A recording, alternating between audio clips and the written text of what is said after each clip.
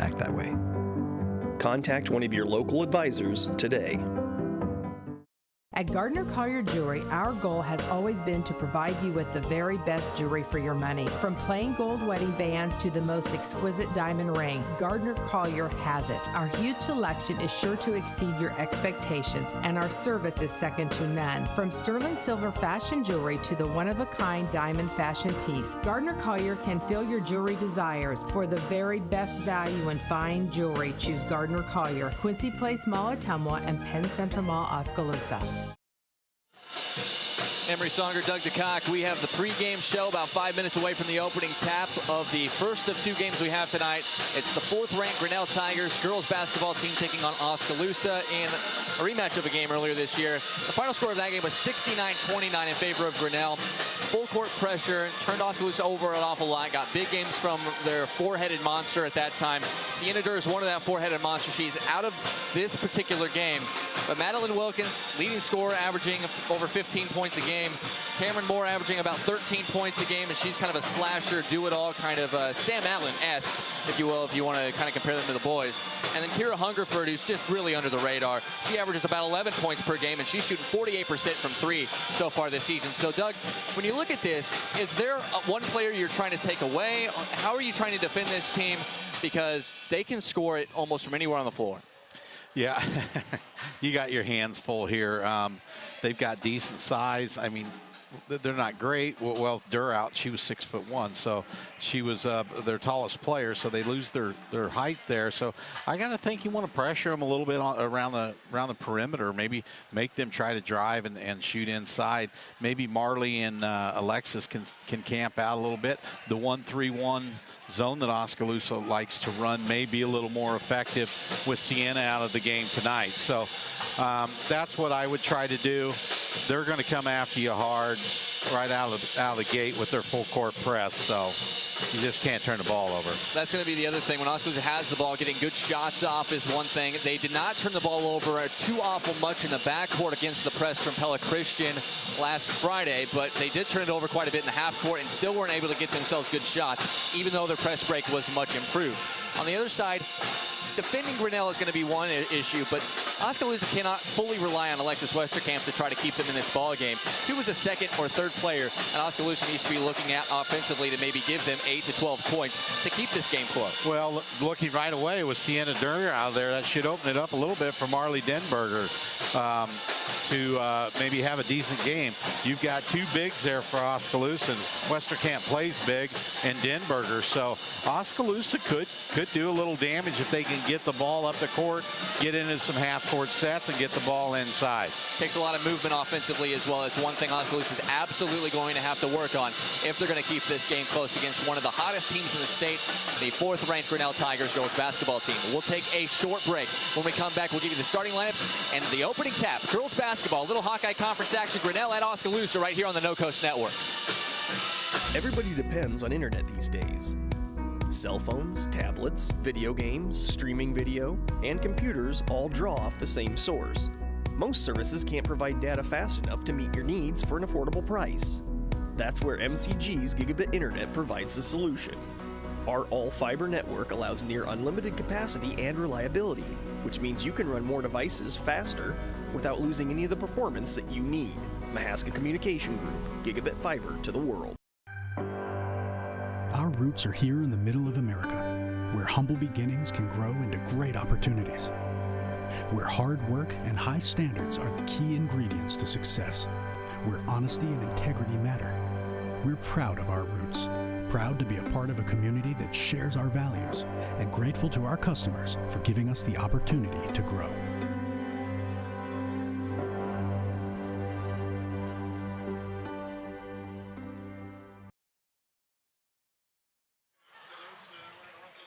All right, so we are back here on the No Coast Network. Emery Songer, Doug DeCock, the entire Oskaloosa video production program, Oskaloosa High School. We appreciate their help in helping us.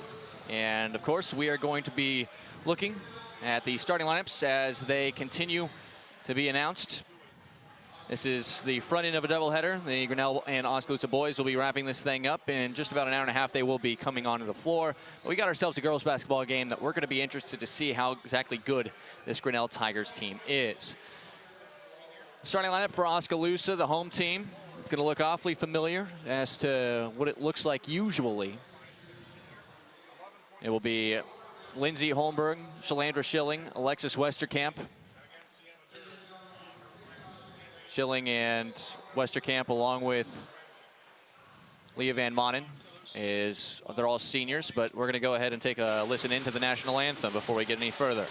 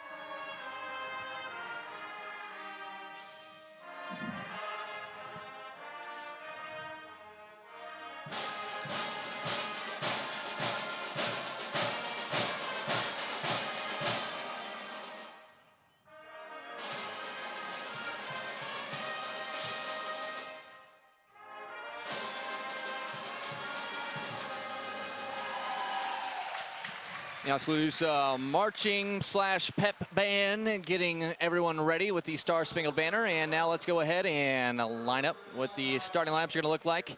We mentioned the 3 seniors that are going to be starting for Oskaloosa. It will be Van Manen, Westerkamp, and Shalandra Schilling. The 2 sophomores, Lindsay Holmberg and Marley Denberger, are the other 2 that will be starting for Oskaloosa.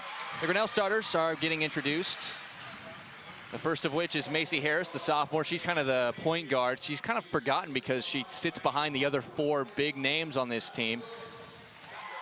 And Harris is a sophomore. Yeah, and they have some good sophomores on this team, but of course they are led by juniors and seniors. Madeline Wilkins, number 21 in the gray. Cameron Moore, that is going to be the dangerous player, at least as far as I'm concerned. She can slash, she can dribble, she can shoot, she can do just about anything. Kira Hungerford, dead-eye shooter from long range. 48% from long range. That's pretty insane. And then starting at the big spot is senior Katie Cooper. And she played pretty well, all things considered, when Durr came off the floor onto the bench in that first meeting. So without seeing Durr, we'll see if they can wrap up that little stretch they have here in conference games as they look to get a big win here tonight. Oskaloosa are going to try to prevent that. Cooper is a 5'11" senior, so they lose a couple inches, but not much there. Yeah, she's still going to have a little bit of size advantage on Westerkamp, and if she's guarding Denberger, it'll be pretty even, as there is Lindsay Holmberg being introduced. Leah Van Manen. We'll, of course, see the matchups when they get out there on the floor. Alexis Westerkamp getting introduced.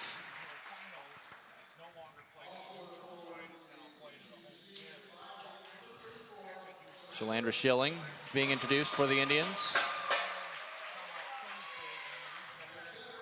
And then finally, it will be Marla Denberger. Denberger 5'11", and she may very well end up drawing Cooper down low offensively. So we'll see how that exactly bodes for the Indians as they'll huddle up one last time before hitting the floor. Grinnell, 11-3 overall, 5-3 in the conference, has looked stronger and stronger as the season's gone on, even without Sienna Durr in the lineup. BC Moore rankings now have them as the #2 team in Class 4A. They are ranked 4th in Class 4A in the IGH SAU rankings. The #1 team in both of those polls, the Pella Little Dutch, who they just beat by 14 points last week. For Oskaloosa, they are 2-12 overall, 0-8 in the Little Hawkeye. It's not going to be easy to get your first conference win here tonight, although they do have a rematch with Newton, a rematch with Norwalk. Those 2 should be 2 competitive games, you'd figure, later this season. And we'll exactly have to see how they progress, because nothing is a given in this conference, but tonight is going to be a very difficult task for the Indians. They will have to play a perfect game and hope that there's a couple of cold shooting nights from some of these Grinnell players. It is Cooper and Westerkamp to tip, and the tip is won by Westerkamp and Oskaloosa, wearing white uniforms trimmed in maroon, Indians across the chest. As Van Manen steps into a 17-footer, hits. Nice job by Holmberg. Grinnell tried to trap up high. Holmberg got the pass to Van Manen, and she knocked down the nice jumper for 2. What's really important here for Oskaloosa is the fact that Leah Van Manen takes shots when she's open. She's been typically pretty timid when it comes to shooting. As Harris on a drive, nice pass, finds Cooper. She misses, and it'll be Denberger getting the rebound and clearing for Oskaloosa. So the Indians come out in a man-to-man defense, and they're able to get a stop right off the bat. We'll see exactly how Durr being out of the game affects what Oskaloosa does defensively. Here's Van Manen, right wing, shooting at our right basket. Denberger Schilling to Westerkamp. Westerkamp almost lost the dribble, pulls up from about 10. That didn't look pretty, but it goes in. Nearly lost the handle as soon as she got it, but found a way to get 2. And Oskaloosa off to a good start the first minute by 4-0 Indians. Here is Cameron Moore. This is a tough matchup for Westerkamp. Moore on the drive, no good. Gets her on board, tries to kick it out, knocked away, but eventually Moore gets it back herself. And I think Oskaloosa's in their man-to-man defense to help to try to stay on those three-point shooters instead of sitting back in their 1-3-1. Here's Madeline Wilkins, also a plus 45% three-point shooter. It's just doesn't seem like it should be possible. Hungerford, there she is, an open look left wing. It's unbelievable. Yep. It is unbelievable how good Hungerford and Wilkins have been from 3 this year as Oskaloosa breaks the press well. Here's Westerkamp working on Cooper, drives, rises, shoots, little long, and the rebound bounces off of the arm of Denberger. It will go to Grinnell. I can tell you this, when you see Madeline Wilkins at 46%, having shot over 110 threes, you see Hungerford sitting there at 48%, having shot nearly 50 threes. You're just waiting for them to cool down. But that shot did not look like somebody who's not locked in. She looks absolutely locked in. No, I like it. I like Oskaloosa's defense, though, so far. Lindsay Holmberg has got to move her feet. She's just getting beat bad off the dribble, and we're having to come off and help. That time there was a foul called on the shot, so she's got to be able to control her gal a little bit better than what she's doing right now. That was Macy Harris on the drive. She'll go to the line for a pair. She missed Hungerford, who was standing wide open on the three-point line, but she still drew the foul and is going to the line, makes the first. Harris is a sophomore, and the reason that's important to note is Kira Hungerford is a senior, Cooper's a senior, Durr, Cameron Moore, they are juniors. And when Durr obviously not playing, it's 2 for 2 for Harris, but Harris is going to kind of be that leader as we go forward here. Is Van Manen able to hang on to that as Cooper nearly had a steal? As Oskaloosa, good press break once again. It's Grinnell 5, Oski 4, just past 5:50 left in this first quarter. Denberger has it poked away, but corralled by Schilling. Long 2 for Van Manen, no good. Holmberg's going to track down the rebound on the weak side. Well, this is the 3rd straight possession they've been able to get into their half-court offense. And get a good shot. That may not sound like much, people, but they are actually playing very well right now. It's all about getting shots up. It's always been the issue, and they've been getting good shots. Nice pass. Westerkamp rises and hits from 6. 4 points for her. Good ball movement by the Indians. Might be the best 3 minutes they've played all year. They've been getting good shots. That's a tough pass. Good catch by Cooper. She travels. That's the first turnover of the game so far. Both teams playing pretty well in their half courts, just making shots, missing shots. Here is Westerkamp to Denberger, to Schilling. Schilling getting it to Westerkamp. Westerkamp moves on Harris, goes off glass in front of Cooper. Wow. She finds that little medium range before she gets to the back end after she passes the guard. And so far, so good. She's 3 for 4 from the field, has 6 points. Grinnell is very lackadaisical in their press right now. They're not moving or hustling. They may be down a little bit from playing all those big games. They did play their last 2 games against #1 Indianola, the #1 Pella. Hungerford, great move, left-handed layup. Can't get it to go. Denberger the rebound. That's a good crossover, though. You're telling me you have to guard a 48% three-point shooter and then she can put it on the deck on you? And crossover. I don't think Coach Trent Edson's impressed with what he's seen so far. He's got 3 girls ready to check in at the scorer's table next dead ball. Here is Van Manen. She dribbles to the middle. Oskaloosa an 8-5 lead thus far. Here's Schilling. That's a tough shot, but she's going to get a foul, and she'll go to the line to shoot 2. Yeah, I agree with you. This first half of this first quarter is the cleanest, at least half-court offensive game that we've seen from Oskaloosa, and that first foul is on Katie Cooper. That is her first. And we'll see what the almost hockey line substitution is going to be here for Grinnell. Coach Edson can't like this as Schilling misses the first free throw. And I can't think, you know, you can't understate we have 0 turnovers for Oskaloosa. Almost and halfway through this quarter. Halfway through the first quarter, and a lot of times they'll have 10 turnovers in a quarter. Into the game for the first time, Megan Doty, a sophomore, Naomi Jackson, a sophomore, and Emily Holsing, a senior. Hungerford came out of the game in that, as did Macy Harris and Katie Cooper. Second one did go for Schilling, 1 for 2 at the line, her first point of the game. Here is Holsing on the drive, right-handed layup off glass, no good. Westerkamp the rebound. Oski's playing with some passion here. Westerkamp trying to go end-to-end, more good defense, tough shot, no good. Rebound Wilkins. That was a good job defensively in transition there by Cameron Moore. Here's Holsing, a great pass, finds her by Madeline Wilkins.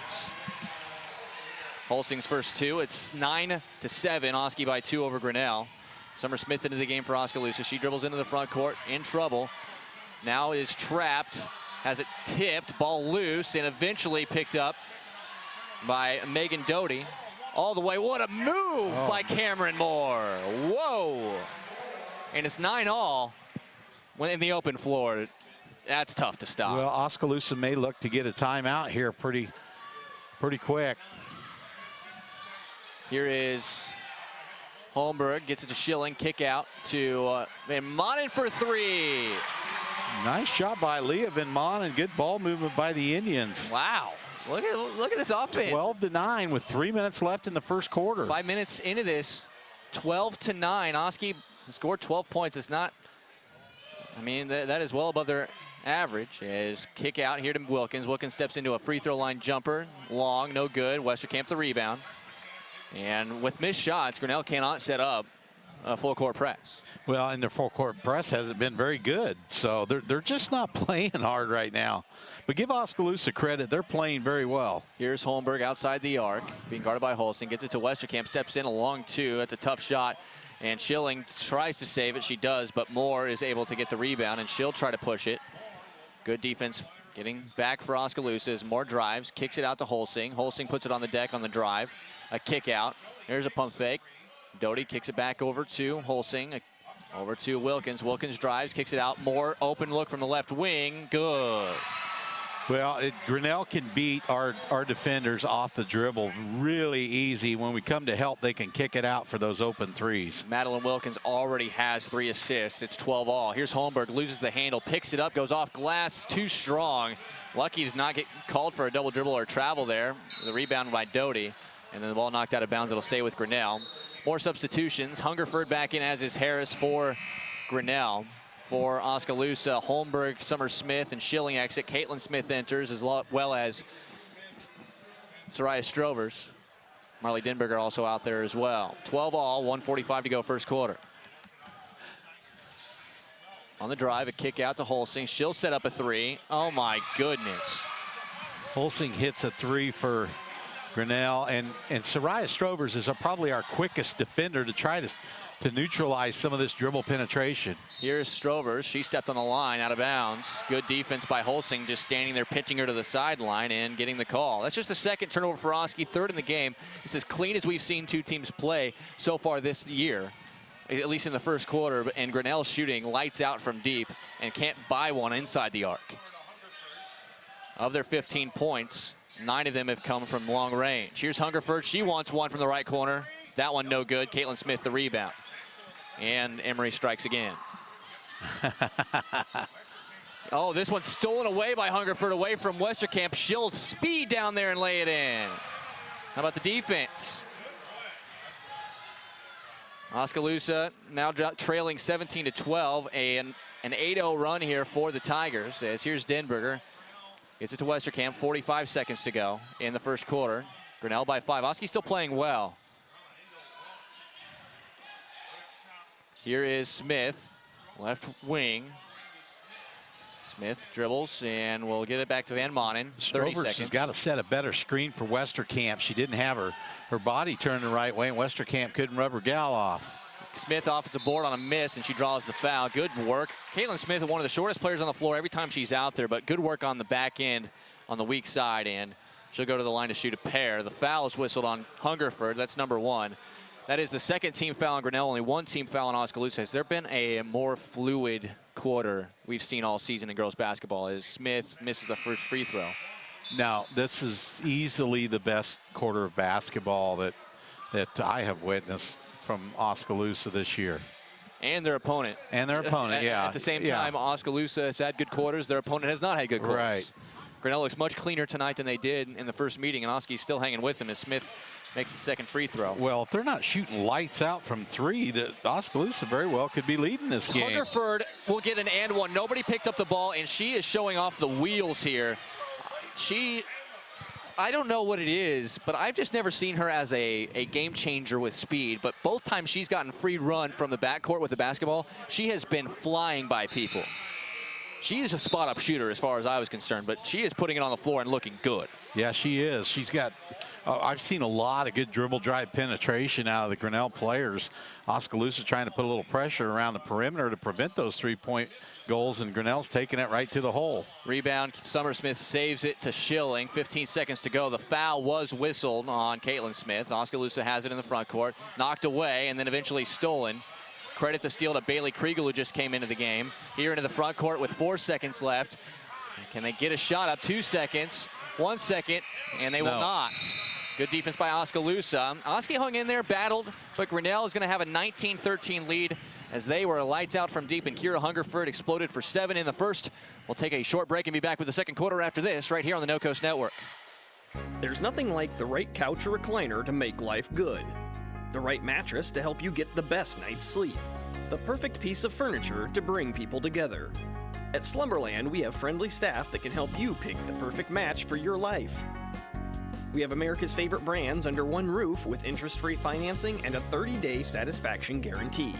Don't let the good life pass you by. Go to Oskaloosa Slumberland today. It's a good life.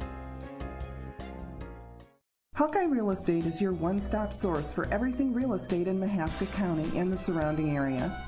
Whether commercial, residential, or acreages, we've got you covered with the area's largest pool of real estate professionals, full-time support staff, and property management services.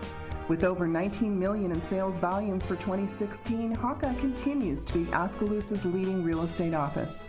Discover what thousands already know. When it's time to make a move, get the Hawkeye Edge. 19-13, Grinnell leads Oskaloosa after what was a clean quarter of basketball for the most part from both sides. Oskaloosa hanging in there. We knew this was not going to be easy as Grinnell has the basketball to start this second quarter with a 6-point lead.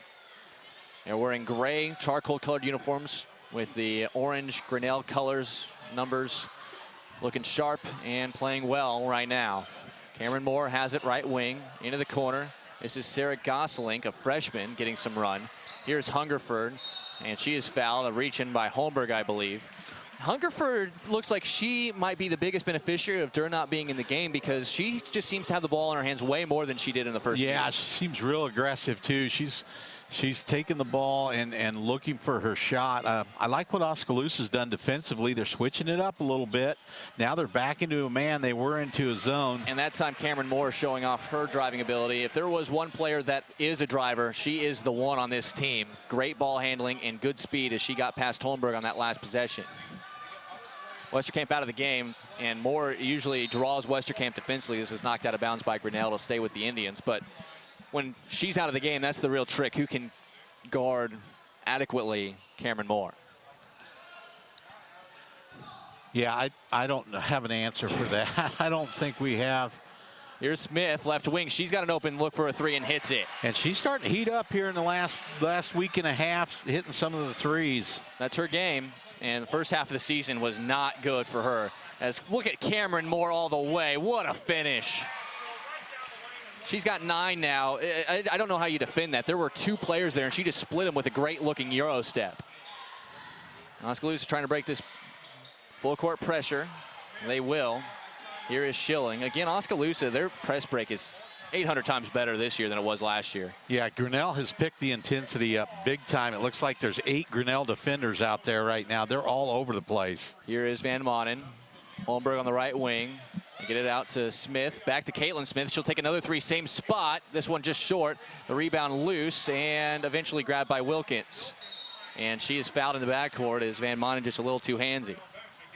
I can tell you this, though. The Oskaloosa, they're still playing maybe the best basketball we've seen from them at any point this season. Yeah, Coach Kaizen is really rotating a lot right here. Westerkamp and Denberger back into the lineup for the Indians. They actually caught Schilling for that last foul. That's her first. As Wilkins just steps into a pull-up three, no good, and Holmberg pulls down the rebound. And then she is fouled from behind, I think, by Harris. 23-16, Grinnell by 7, 6:08 to go second quarter. The foul is whistled on Macy Harris. That is her first. That's just the third team foul for Grinnell. 6 minutes to go. Here is Schilling. Oh, she needs to dribble up. She had a chance there. She faked the pass back to dribble into the seam. And then threw it, tried to cross-court pass to Caitlin Smith, who was open, but that's not an easy pass to make cross-court and end up sailing over her head. No, not against the quickness of this Grinnell team either. Here's Cameron Moore, right wing for Grinnell after the 5th Oskaloosa turnover. She'll step back and take a three, in and out, and a rebound by Holmberg. Cooling off a little bit are the Tigers from deep. Here's Holmberg, picks up the dribble, and gets it over to Westerkamp, who got some separation. A little bit of his own look now in the half court. Schilling wants three from the left wing, no good. And that's tipped out of bounds by Hungerford. It will stay with Oskaloosa. Yeah, good call, Emery. Grinnell dropped back into a 1-3-1 rather than their one man-to-man trap, and Oskaloosa was able to get a decent look out of it. Inbound pass comes to Schilling. Schilling out to Holmberg. Holmberg faces up. Holmberg drifting away. Cameron Moore's long arms. That's not a good matchup defensively for Holmberg. Ball tipped by Moore, but Holmberg goes all the way. Got it knocked away. Rebounded by Westerkamp, around and out, no good. And Harris gets the rebound. Pretty good offensive set for the Indians, though. They moved the ball around. They got a decent shot. Three, Wilkins. That's the first points she's gotten in the game. And it is now 26-16 in favor of Grinnell. They're up by 10 and looking strong. Here is Schilling on the drive. Splits defenders, too strong. Rebound loose. Hungerford knocks it out of bounds. Oh, nope, it's off Oskaloosa. Well, good job by Schilling to rip the ball through and take it on the drive there. Had a decent shot again. Well, you can just see the aggressiveness for Oskaloosa offensively is actually helping them in this game. Yeah. Usually they're very timid. They've got a game's worth of shots up in the first half. 4:35 to go, second quarter. Grinnell still leads by 10, but we cannot understate the fact Oskaloosa has played very well here in this first half. Here's Wilkins deep, top of the key, around and out, no good. Rebound Westerkamp. She's going to try to push it. In a foot race, tough catch, nicely done by Strovers. Kicks it out to Smith, who couldn't pull the trigger. Here's Holmberg on the drive, working on Dynamic Jackson, and draws contact, and she'll go to the line for two. I'll tell you what, Emery, I'm really impressed by Oskaloosa tonight. Just catching the ball, just like right there. That 9 times out of 10 this year, that's a turnover off her hands right there. She makes a nice catch, kicks it out, and then Holmberg eventually gets fouled. She misses the first free throw. One thing Lindsay is going to have to develop as time wears on is the ability to shoot from the mid-range and maybe beyond, because she has the will. She is strong. As the foul, they gave the foul to Macy Harris, which she wasn't on the play. There's a lane violation, but it was Holmberg who stepped over the line. But here's my thing with Holmberg. She's got the drive. She is very driven. She will get her elbows dirty. She goes 100 miles an hour. She just needs to develop some shooting, so they have to respect her dribble drive. Well, you're right. She has to develop some shooting, but she also needs to develop some foot quickness and do some speed and agility in the offseason. Here's Jackson, blocked by Westerkamp. The rebound to Wilkins. She goes right back up with it, and she's fouled by Strovers. Well, I think I can say it now. I like what I see from the officials. Yeah? They're not calling every little foul. There was a lot of contact before they actually gave the call. Strovers picks it up. That's her first. That is the team's 5th foul. We've only had 9 total fouls between the two teams, and that one around and out for Wilkins. You know, the thing about Grinnell's three-point shooters, not only are they accurate, but they have a quick release. They don't have to sit there and set shot it.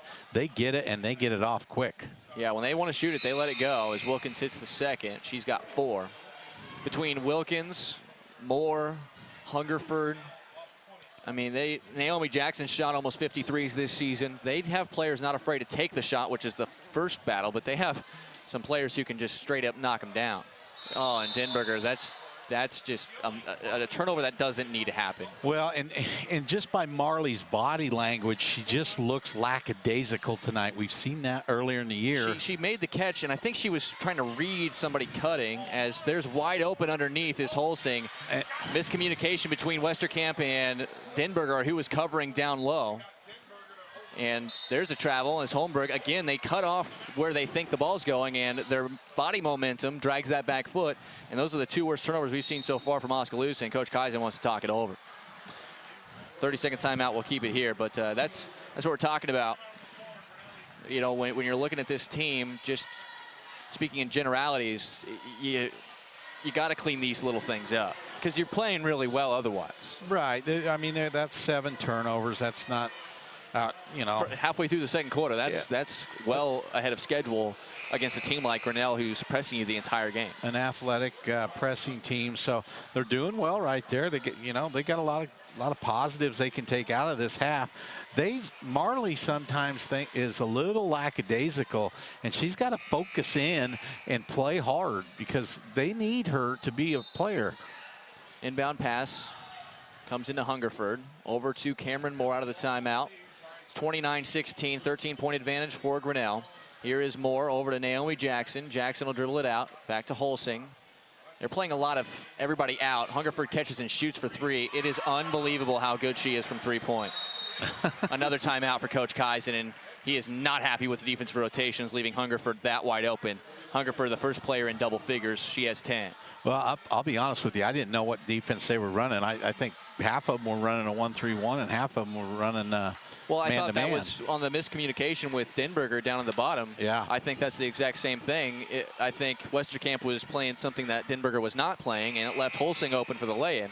Right there, I mean, if you're in a zone, you should not have a shooter that gets that good of a look, especially as good a shooter as Kira Hungerford. But if you're in man-to-man, I don't know, you could get caught up on a screen, or they have good motion. They're going to confuse you. But at the same time, you need to find a way to make that adjustment. Obviously, they did not do what Coach Kaizen had insisted. Otherwise, he would not have called the second timeout. Inbound pass comes to Westerkamp over to Denberger, and she lobs it over the head of Soraya Strovers. And now Shalander Schilling is going to check in, and who she's going to get, Caitlin Smith coming in as well. Well, and just they'll replace Strovers and Denberger. A 1-minute stretch there was just like revert back. 3 really bad turnovers in the backcourt. And they were bad turnovers. Here's Cameron Moore, right wing, working on Westerkamp. She's in the game, so she's going to have more. They're kind of in a weird defense. Westerkamp kind of loses more. Now the rotation leaves Hungerford open underneath, and she lays it in. There is some sort of communication mix-up there, because Westerkamp is just releasing more. And then on the rotation, Kira Hungerford ended up wide open. I don't know. Maybe they're trying to play a triangle and 2 or something. They could be. Junk defense, but it's not working. Well, it's just confusion all over the place. Here's a long 2 from Caitlin Smith, a wee bit long, and the rebound to Megan Doty. And now Grinnell really starting to wear down the Indians, leading 34-16 with the basketball with 2.5 to go first half. Naomi Jackson wants 3. That one's no good. Rebound Westerkamp. Oski's done a good job on the boards. That has been a spot that's been consistent in this game. And it also helps when Sienna Durr's not in there trying to battle for the rebounds. Right. Lob, tough pass, knocked out of bounds by Cameron Moore. She's got a lot of length. You're going to have a hard time when she's fronting the post player to try to get that ball in there, as now we have almost a line change. 4 in, 4 out for Grinnell. The only player that stays out there is, well, nobody knows who that player is. Hungerford will be that player that stays in. They could play 4-on-5. Hungerford thought she was one that was coming out. She stays in. Here is Smith to Holmberg. She'll get it to Van Manen. Over to Schilling. They're in now that 1-3-1 looking zone, and they are just going to dare Oskaloosa to shoot from deep. Here's Schilling to Holmberg at the top, and now they're coming to trap her at the top. They are really attacking the top. Here's Smith, catch and shoot 3, in and out. Hungerford the rebound. Hungerford's going to dribble it up the floor herself. She's going to go baseline. What a move, and lays it off the glass. Kira Hungerford. Wow. Talk about 4-on-5. They could go 1-on-5 at this point. She's turned it up a notch tonight. Did you see that move on the baseline? Down low, catch and shoot. Westerkamp, well done over the top of Macy Harris, who drew that assignment. Harris will dribble it up, kick it out. Wilkins, an open three, long, and in traffic. Holmberg pulls down a tough rebound.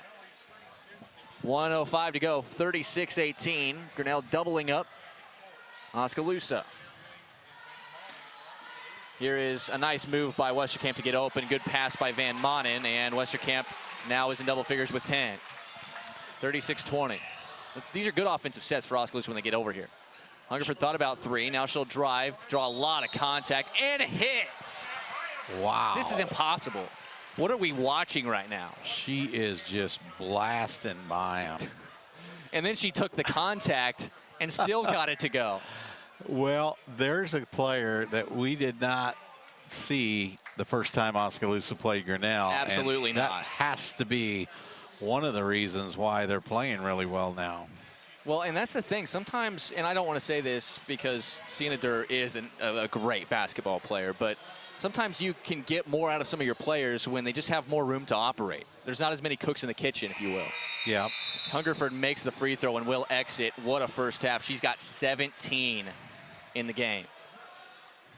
She averages 11. It helps that she's a dead-eye shooter. Here's Holmberg in the backcourt over to Westerkamp as they continue to try to work on this press break. Westerkamp gets enough space to dribble it across the timeline. Working on McKenna McKnight, another freshman. Gets Pyre, but Naomi Jackson, good help. Able to force a tough shot. The rebound to McKnight. 30 seconds to go in the second quarter. Outside the arc, they get it back to Jackson. She had a look. They decided not to shoot it. Well, it might be one of the only players they have that's not a shooter, and she looks a little shaky handling the ball. Here is Van Manen, who gets a steal. A second turnover only for Grinnell in the first half. 12 seconds to go. Oskaloosa could settle for one shot here. Van Manen to Westerkamp, top of the key. She faces up. Over to Denberger. Denberger to the top. This is to Van Manen. Van Manen, double dribbles. Naomi Jackson absolutely is a defense-first player, but she's got good quickness, and she is a shooter on the season. But everybody else they have around her right now are players that have typically been on the bench. 1 second, Jackson cannot get a shot up, and that will end the first half. Oskaloosa played as well as they had at any juncture this season for most of that first half, but unfortunately, Grinnell just too strong. They have a 39-20 lead at the half, and we'll take a break and come back with more after this. You're watching and listening to Oskaloosa basketball on the No Coast Network. The student community at William Penn made an impression on me. It's a real statement that you can come here and be part of something real. You have the opportunity to participate in activities. The coaches are awesome. It's easy to play for coaches that care about you. The real experiences at Penn have helped shape who I'm going to be when I graduate. I work harder because I want to be part of the conversation in class. I am a leader. I am a trailblazer. I'm proud to be a statesman. Experience the Bruxfort's difference. We aim to provide you with the best value and better service than can be found anywhere else. After 36 years, we're still as committed to our customers and our community as the day we first opened our doors. Please stop in and give us a chance to prove how important our customers are to us.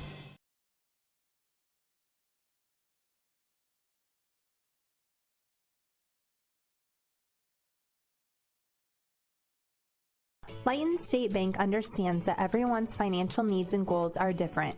That's why it's essential for you to bank with a local bank that knows you personally and professionally. Lighton State Bank is that bank. They understand your financial situation and work diligently to help you reach your financial goals. They're committed to working with you and for you every step of the way. Lighton State Bank, serving you from Lighton, Pella, and Monroe. Grow strong with us, member FDIC. At Mahaska Drug in Oskaloosa, getting your prescriptions filled is easy. The large covered drive-thru is convenient, and the staff is always ready to help you, even at night and on the weekends. This week, all framing and matting projects are 20% off. American Greetings has the perfect card for your special Valentine. And don't forget the chocolates. Shop Mahaska Drug's wide variety of sweets for your sweets, including Dove milk chocolates, chocolate-covered cherries, and Valentine M&Ms. It's all at Mahaska Drug in Oskaloosa, where they are committed to a healthy community. If your savings and investments are sitting on the bench instead of meeting your goals, call Timeout to examine your investment lineup. Your game plan should include getting some investment advice from an experienced investment professional. I'm Bob Auld of Robert Auld Investments, an investment advisor with over 20 years of experience in Oskaloosa and southern Iowa. I would like to assist you with your investment strategies. Call 673-9448 or toll free at 1-800-444-ALD. When the time comes for your family to say goodbye, Bates Funeral Chapel provides a comfortable place to begin the healing process. Through tears and laughter, we merge a peaceful atmosphere with a passionate professional staff that is committed to creating a heartfelt and memorable experience. Whether traditional or unique, Bates Funeral Chapel, where service is more than just a word. Welcome back. It's halftime. The girls basketball game here in Oskaloosa. Grinnell, fourth-ranked team in Class 4A, leads Oskaloosa 39-20. Kira Hungerford leading all scorers with 17 in the first half. She looked unbelievable. We mentioned Sienna Durr not playing for Grinnell tonight. This is the fourth game in a row that she's missed, and they've played some of their best basketball over their last 4 games, nearly beating number 1 Indianola out of Class 5A, who hasn't even been touched this year. And then they beat Pella by 14 points without her. So you look at this, and this isn't that crazy considering the fact that they need 15 points to replace, and they have this kind of skill. Oskaloosa played about as well as they can for a half of basketball, and they still threw up 39 points and lead by 19. It's not necessarily been the Hungerford show, but it's been a lot of, you can tell she's benefiting from having more looks with the basketball. Yeah, that might have been the best half of basketball we've seen from an individual this year. Indianola had a couple gals that had good halves, but that was an outstanding 17-point effort in the first half. If you look at it with Sienna Durr, she's a post player. She's going to be inside most of the time getting boards. What I'm seeing tonight is a Grinnell team that not only can shoot, but can drive. So you've opened up the lane by not having Sienna Durr in there. They're playing maybe 5 out or 4 and 1 out and 1 in, but there's a lot more room for them to use their other skill, which is driving to the basket, and they can do both. And I can see where their games are helped, because if you got Sienna Durr in there, you got another defender sitting there, a skilled defender probably guarding her, that can help off and prevent those drives. We saw Madeline Wilkins look good on the drive. We've seen Naomi Jackson get to the hole a couple times, and then Hungerford and Cameron Moore, they're maybe 2 fastest players. And I wouldn't have said that about Hungerford coming in here, but she had a couple of drives. She got the basketball in the backcourt and then just was able to get a full head of steam into the front court, and she was blowing by everyone. So she's just an underrated athlete, I think, and she lit up Oskaloosa like a Christmas tree in the first half to the tune of 17 points. Now for Oskaloosa, 10 points for Alexis Westerkamp, 5 points for Leah Van Manen. A 3-point field goal was made by Caitlin Smith. They've been hustling. They're winning the battle on the boards. There's just not enough there to beat a team this good. But at the same time, they're playing as clean as we've seen them play, even with 9 turnovers, most of which happened late in the first quarter and late in the second quarter. This still was one of the best halves of basketball Oski's played this season. Yeah, no doubt about it. That was an excellent first half for Oskaloosa by Oskaloosa standards. That quite possibly the best half they played. They scored 20 points. I think in Grinnell they only scored 29 total in the game. So they're on pace to go well past that and past their season average. And so they're doing a good job tonight. There was a minute span there. They had 3 careless turnovers, but for the most part, Oskaloosa's shown improvement tonight, playing against a very good Grinnell team. Absolutely. We'll take another break, come back with the second half. Oski trailing Grinnell and Little Hawkeye basketball 39-20. We'll take a break, come back with more in the second half. You're watching and listening to the No Coast Network.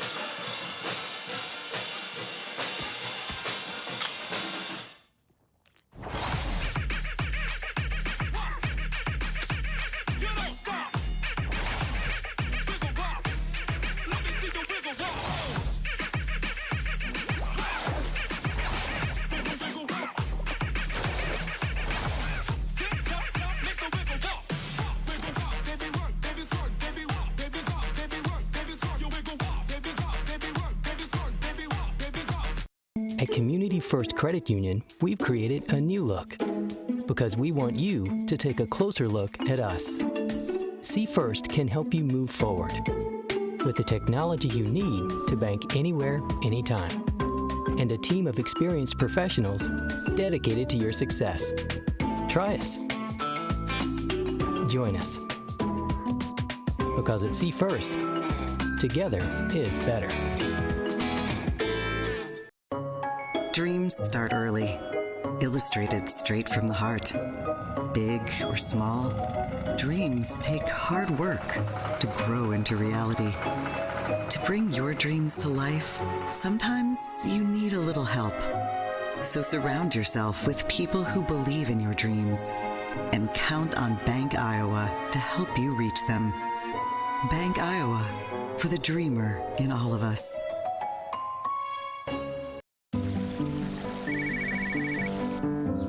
Hi, Tom. Hey, how's the college visit? You remembered. It's good. Does it make the short list? Yeah, I'm afraid so. Knowing our clients personally is what we do. It's okay. This is what we've been planning for. And with over 13,000 financial advisors, we do it a lot. It's why Edward Jones is the big company that doesn't act that way. Contact one of your local advisors today. At Gardner Collier Jewelry, our goal has always been to provide you with the very best jewelry for your money. From plain gold wedding bands to the most exquisite diamond ring, Gardner Collier has it. Our huge selection is sure to exceed your expectations, and our service is second to none. From sterling silver fashion jewelry to the one-of-a-kind diamond fashion piece, Gardner Collier can fill your jewelry desires. For the very best value in fine jewelry, choose Gardner Collier, Quincy Place Mall, Ottumwa, and Penn Central Mall, Oskaloosa. Everybody depends on internet these days. Cell phones, tablets, video games, streaming video, and computers all draw off the same source. Most services can't provide data fast enough to meet your needs for an affordable price. That's where MCG's Gigabit Internet provides the solution. Our all-fiber network allows near unlimited capacity and reliability, which means you can run more devices faster without losing any of the performance that you need. Mahaska Communication Group, Gigabit Fiber to the world. Welcome back in. Emery Songer, Doug DeCock getting set for the second half of basketball with 30 seconds until the start, and Oskaloosa trailing Grinnell 39-20. And I think, all things considered, Doug, I feel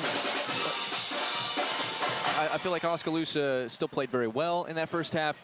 Unfortunately, you're playing a buzzsaw of a team that, sure, you want to look as good as possible against, but it's going to be tough to beat one way or another. They're number 2 in the BC Moore rankings in this class. They're number 4 in the rankings in the IGH SAU rankings. If you can play like this against Newton or against Norwalk, you got yourself probably a W. That's what Oskaloosa's got to get, that consistency. Good point, Emery. That's 2 games. If they play just like they did right there, they pick up 2 more wins on the year. It is Oskaloosa basketball. They are moving into the left basket wearing their white uniforms trimmed in maroon. Cameron Moore playing very tough defense on Lindsay Holmberg. Holmberg out there with Alexis Westerkamp, Leah Van Manen, Marley Denberger, and Shalandra Schilling. The 5 starters back out there. Here's Denberger on the interior. Up, under, good block by Katie Cooper, and the rebound pulled down by Wilkins, and she throws it off of Westerkamp's leg. Wilkins pulled down that rebound, but it was Katie Cooper's great defense that got her the basketball. Yeah, good block there on Denberger. She tried a little up and under move, but Wilkins wasn't having any part of it. Good job by Schilling knocking that ball away and getting the steal. It's just a 3rd turnover by Grinnell. Here's Holmberg all the way and lays it in. Got a friendly roll up there, threw a line drive in there, and it found a home. Trent Edson did not like that first offensive possession, and he is going to draw something up after this 30-second timeout. Now, one thing that you see with these teams, coaches like Trent Edson, who knows we only had 2 turnovers in that first half. That's really good. We're not about to start throwing it into traffic and allowing the opposition to get good looks at the basket in transition, and that's exactly what he's going to adjust here. Well, even though the game may look like somewhat of a mismatch, they have to get something out of it too, and it's a time for them to work on some of their game and a certain portion of their game that they want to get better at. So he calls an immediate timeout. There's something he wants done and done right. Hungerford, Wilkins, Macy Harris, Katie Cooper, Cameron Moore. Those are the 5 out there, the same 5 that started the game for Grinnell. wearing those charcoal gray uniforms with the orange numbers and letters. Here's Hungerford with the left hand. Good defense by the Indians, not allowing an easy shot, and Denberger clears the rebound. Yeah, good job by Oskaloosa in a little 1-2-2 three-quarter court press, and Grinnell missed it. Missed a little bunny there. Here is Holmberg, right wing, working on Wilkins. It's not an easy matchup for her, and she tries to drive, no good with the rebound of Westerkamp. Westerkamp double teamed, tries to get it to Schilling, not a good pass, and then Schilling commits the foul. Yeah, that's an impossible catch for Schilling. Westerkamp needs to put that more in front of her if she wants Schilling to be able to do anything with it. By the way, that's the third foul on Schilling. So here's Oskaloosa. Let's see, they're going to fall back out of their zone press here. Looks like they're going to go back to man-to-man. I really like how they're switching up their defenses tonight. Yeah, you're trying to stay fresh at a certain level as well. Here's Wilkins, nice pass to Cooper, and she lays it in and one. Beautiful pass there into the post and a chance for the three-point play. That's the fourth assist from Maddie Wilkins. She came in as their leading scorer, better than 15 points per game. She's only got 4, but I think she's okay with that. She's kind of setting everybody up as Denberger picked up the foul. Free throw from Cooper is good. Those are her first 3 points of the game. 42-22, Grinnell the lead. 6.5 to go, third quarter. Westerkamp dribbles it up. Grinnell's kind of given up on that full court pressure. And there's a bad pass by Westerkamp again. Moore, an easy steal and a layup. Oh my goodness, and she blew the layup. Blew an easy layup, did Cameron Moore. That is not something you'll be able to say very often. She's as reliable as it gets. Yeah, she's probably about 18 foot too close.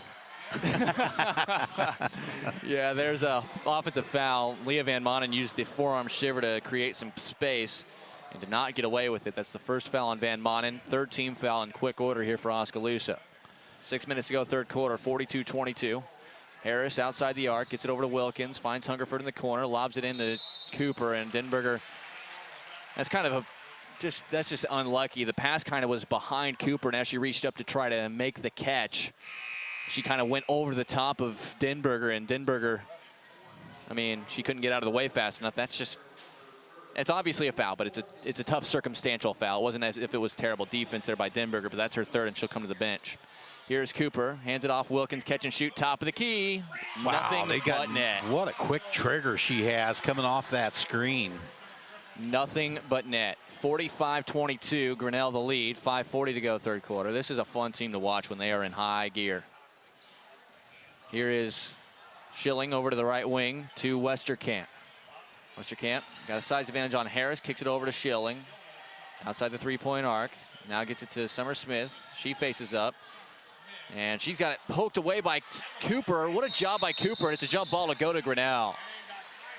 Katie Cooper was not a factor at all. Did not register a single statistic other than a foul after starting in the first half. Didn't see much of the floor after the first 3 or 4 minutes. And she's came out with something to prove here because she's the player that's starting in place of Sienna Durr. Yeah, I don't see how they can be better without Sienna Durr, but here's Jackson on a drive, kicks it out to Holsing as they make some substitutions. Holsing finds herself open underneath, instead finds Cameron Moore, left corner, no good. Long rebound loose, and Summer Smith on the floor for it, is able to get it, but they're going to call a jump ball, and it should go to Oskaloosa, and it will. The possession arrow, I think, is all backwards. Well, they have it fixed. They're giving it to Oskaloosa properly. There's 2 quick ones there. It's a good job by Summer Smith, hustling for that rebound. A little half-hearted full court pressure here, man-to-man. Wilkins bothering Van Manen as she works it up the floor. Gets it over to Westerkamp, looking for Schilling down low. Gets it down to her. And she gets it into the corner, but over the head of Leah Van Manen. She tried to back in. Now, see, when they have that length out there, Holsing's long, Doty's long, Jackson's long, Cameron Moore's as long as anybody, Wilkins is long. There's not a lot of real estate, and Oskaloosa doesn't have the skill and the pinpoint precision to make these skill passes in tight windows. And that's where we're seeing a lot of these turnovers start to rack up here. 4.5 to go, third quarter, 45-22, Grinnell the lead. Wilkins puts it on the deck, on the drive, draws contact from behind, and they're not going to say the shot would have counted. Instead, they're going to say it's on the floor. Who's a foul on? And I believe that's on Schilling. It's her fourth. And now Strovers is going to come in. Next dead ball. Good inbound play, finds Moore, and she misses another layup. But Jackson gets the long rebound. Wow, Cameron Moore around the rim. Anemic right now. Westerkamp's on Moore right now. They switch off. Now Moore has Caitlin Smith on her. Good job by Smith, and she stepped out of bounds. I love the way the referees are calling this game. That is not sarcastic. That is not sarcastic. There was some hip checking potentially that could have been called with the tighter group. When we were at Grinnell, it was that tight. But right now, it is not. Full timeout called by Oskaloosa. They trail 45-22. We'll take a quick break and be back with more third quarter action after this on the No Coast Network. Our roots are here in the middle of America, where humble beginnings can grow into great opportunities. Where hard work and high standards are the key ingredients to success. Where honesty and integrity matter. We're proud of our roots. Proud to be a part of a community that shares our values. And grateful to our customers for giving us the opportunity to grow.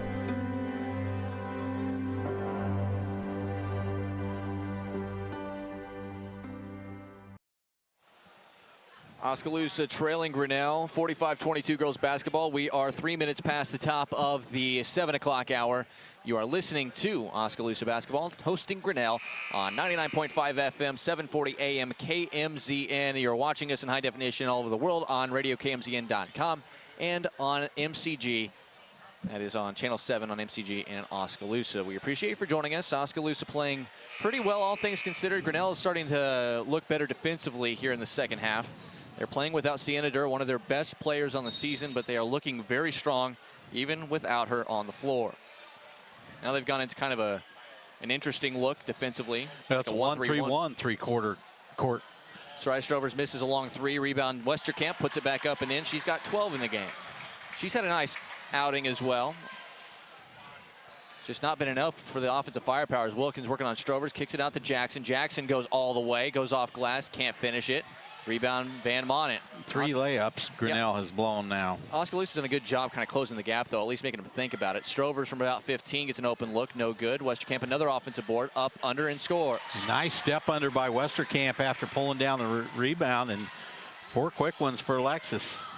Dribbling up, nobody picks up Wilkins. She steps into a 3, no good. Strovers the long rebound, and she's going to push it ahead. 2-on-1 if she can hurry. She goes all the way, blocked by Madeline Wilkins, who just timed that up perfectly.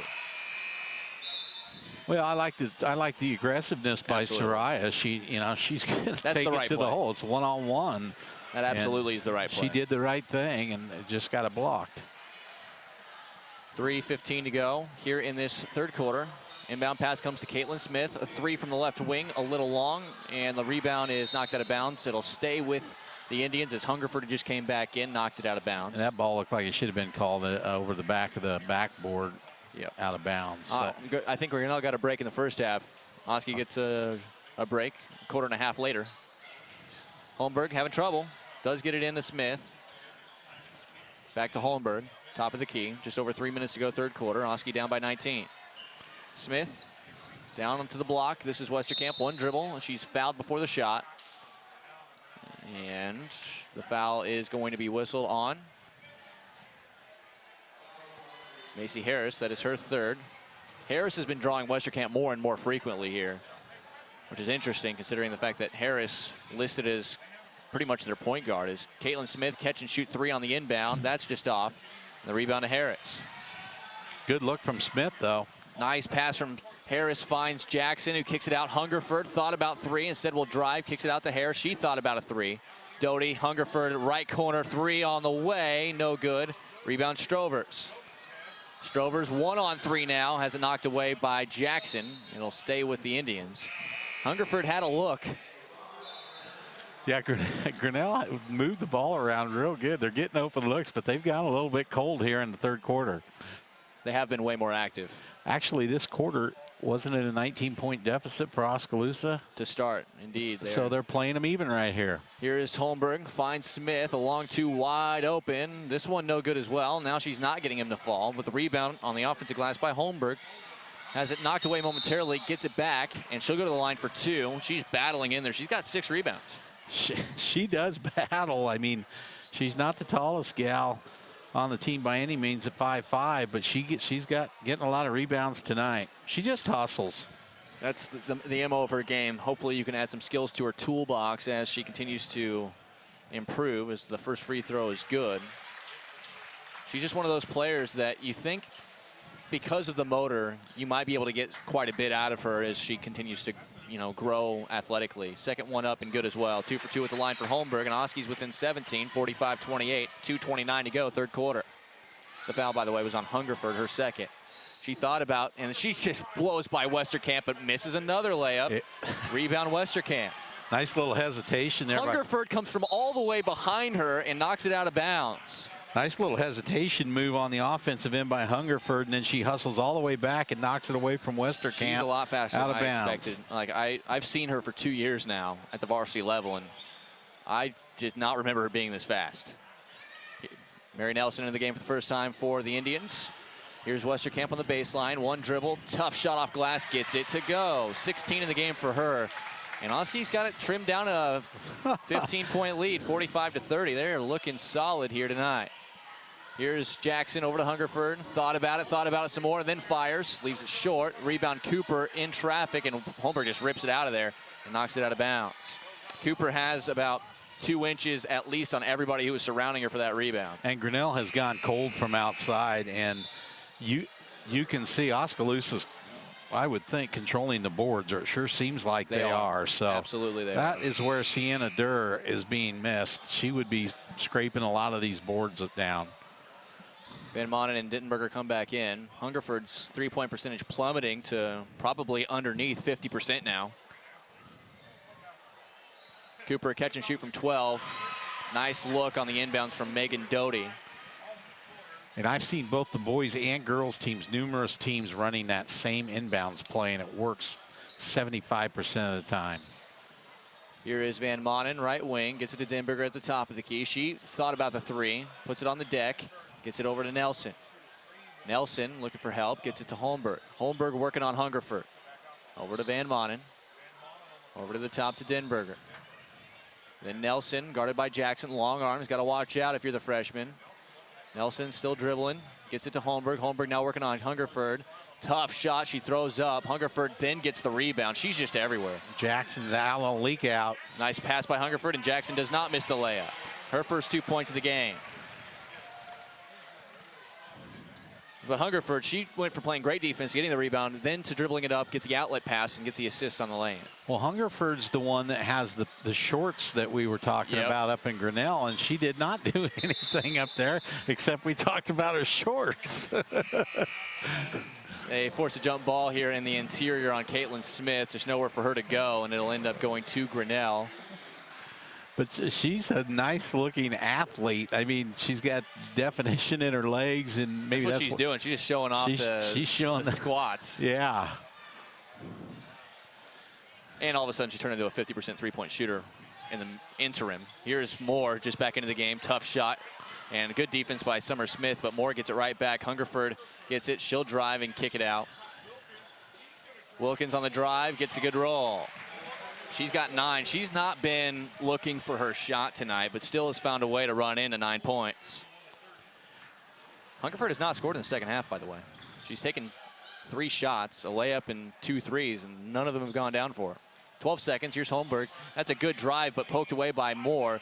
And timeout called by Coach Kaisand. And the timeout will be a full timeout, I believe. Indeed. With 9.4, we'll just keep it here. 51-30, Grinnell leading Oskaloosa. Besides Hungerford being really impressive, I just like the role that Madeline Wilkins has played, because Macy Harris, although she does run the point for them a lot of the time, Wilkins just has the skill set and the smarts to be able to do that, I think, at a higher level. Yeah, that's what we've seen tonight. Yeah, they seem to know their roles tonight. It's like Harris is delivering the ball, setting other people up. The others are driving, She's shooting. playing good defense. Harris has drawn Westerkamp an awful lot tonight. Yep. And they've been, how many different defenses have we seen from them? They've done three-quarters court presses in the man-to-man in the zone. They have been in half-court zone defenses. They've been in half-court man defenses. Hungerford man-to-man with Holmberg the last time she kind of threw up a wild shot. That's textbook man-to-man defense. So they've done a very good job of mixing up the looks, and they've been successful for the most part, even though Oskaloosa's done a really nice job of at least trying to maintain possession and get good looks. They're just having a hard time getting a lot of them to fall. The Indians have the basketball underneath their own hoop. 9.4 to go. Let's see what Coach Kaizen drew up in the timeout. Here's Nelson, gets the inbound. Knocked away immediately, though, by Cameron Moore. Moore is going to have a shot. 4 seconds, 3 seconds. Tough lay and no good. Rebound Wilkins. She loses it. And then Summer Smith will get credit for a steal as time expires. That'll do it for Oskaloosa. Still not doing too bad against the 4th-ranked team in the state in Grinnell, but they still trail it after 3 quarters, 51-30. We'll take a short break and be back with the 4th after this on the No Coast Network. There's nothing like the right couch or recliner to make life good. The right mattress to help you get the best night's sleep. The perfect piece of furniture to bring people together. At Slumberland, we have friendly staff that can help you pick the perfect match for your life. We have America's favorite brands under one roof with interest-free financing and a 30-day satisfaction guarantee. Don't let the good life pass you by. Go to Oskaloosa Slumberland today. It's a good life. Hawkeye Real Estate is your one-stop source for everything real estate in Mahaska County and the surrounding area. Whether commercial, residential, or acreages, we've got you covered with the area's largest pool of real estate professionals, full-time support staff, and property management services. With over $19 million in sales volume for 2016, Hawkeye continues to be Oskaloosa's leading real estate office. Discover what thousands already know. When it's time to make a move, get the Hawkeye Edge. Just underway in the 4th quarter. It is Oskaloosa with the basketball, trailing 51-30. Still playing well for the opposition. They are playing the 4th-ranked team in the state who might be hotter than any team in the state. It's Hungerford will get the steal. Hungerford over to Moore. Back to Hungerford. She thought about the 3. Will step back, give it to Macy Harris for 3. That's long. Rebound loose. Holmberg will pick it up. Oskaloosa trying to clean it up a little bit. They've committed 16 turnovers, but it really wasn't that bad. They only had a couple in the 1st quarter. They did a really good job of getting into the half court. They just got the length of Grinnell has started to get to them here recently. Here is Summer Smith, high post. Again, Moore kind of digging down low. Kicks it out to Caitlin Smith, who gets it back to Summer Smith. Tough shot. Look at that jump ball on another block there by Katie Cooper. She's got, if you look at it, she's got 2.5 inches on Summer Smith. Smith will come out of the game, as will Harris. Well, Nelson, my mistake. I was just going to say Oskaloosa did not have any inside players in the game right there, and so Summer Smith's trying to do her best. Yeah. She just does not have the size to be able to do anything down there against. And Denberger and Westerkamp check in, so they'll have some height next time. Here's Harris, gets it to Cooper, who scores. And she's not looking too shabby either. She's in the right place usually, and they're doing a good job of not overutilizing any of their other players in the interim while Durr is out. Here is Westerkamp back into that 1-3-1 for Grinnell. Cameron Moore wreaking havoc with that length at the top. She does have some long arms there at the top of that 1-3-1. Denberger cross-court pass finds Van Monen over to Smith. Good ball movement leads to an open 3. In and out, no good. And rebound Cooper. Hungerford will dribble it up, leaves it for Moore. She thought about it, decided against the 3. Good move by Harris, kicks it out to Moore. Moore on the drive, tough lay-in, no good. Trying to do a little too much that time. Rebound Denberger. 53-30. Grinnell with a 23-point advantage. I believe this matches their largest lead of the game. Hungerford looks like she could play some college basketball to me. She's very athletic in the way, just the way she dribbles and she holds herself out there. Same exact set for Oskaloosa. This time Caitlin Smith cashes in on the 3. And that is the old shot from Hoosiers, the old set shot. And her release through this season has gotten quicker. We have noticed that difference. It's back to a 20-point game. Grinnell 53, Oskaloosa 33, 5.5 to go. Here's Hungerford. And you would not have said that because she's been playing third wheel the last couple of years. Sometimes fourth wheel. Here is Moore. She wants 3. In and out. Rebound Holmberg. She's got 8 rebounds. For a 5'5 player, that's all effort. Having a good night. They find Smith. Guarded closely this time. Has her pass tipped, but it finds Van Monen over to Holmberg. She rockets it over. Denberger lines up a 3. Good. Rattles it home. Nice shot from three-point land by Marley Denberger. give Westerkamp some credit for hustling on the inside, making them respect that. Denberger's first points of the game. Harris on the drive. She attacks 2 players. Doesn't get it to pan out for her. And the rebound to Westerkamp. And she's going to drive all the way. Loses it off her toe. Good defense by Moore and Hungerford getting back. And Harris will get credit for the steal. Well, I don't know if the referees are going to call it like they are this game. But if they do, we're going to have a heck of a ball game the next game. Timeout, Coach Trent Edson. He wants to chat about something.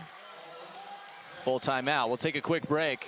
Grinnell leading 53-36, about halfway through the 4th quarter here on the No Coast Network. The student community at William Penn made an impression on me. It's a real statement that you can come here and be part of something real. You have the opportunity to participate in activities. The coaches are awesome. It's easy to play for coaches that care about you. The real experiences at Penn have helped shape who I'm going to be when I graduate. I work harder because I want to be part of the conversation in class. I am a leader. I am a trailblazer. I'm proud to be a statesman. Oskaloosa still battling, but Grinnell starting to take its toll defensively and on the offensive end. 53-36. Now, offensively, Grinnell has not looked as strong as they did in the first half, especially with the long-range bombs. They shoot at nearly 40% as a team from 3.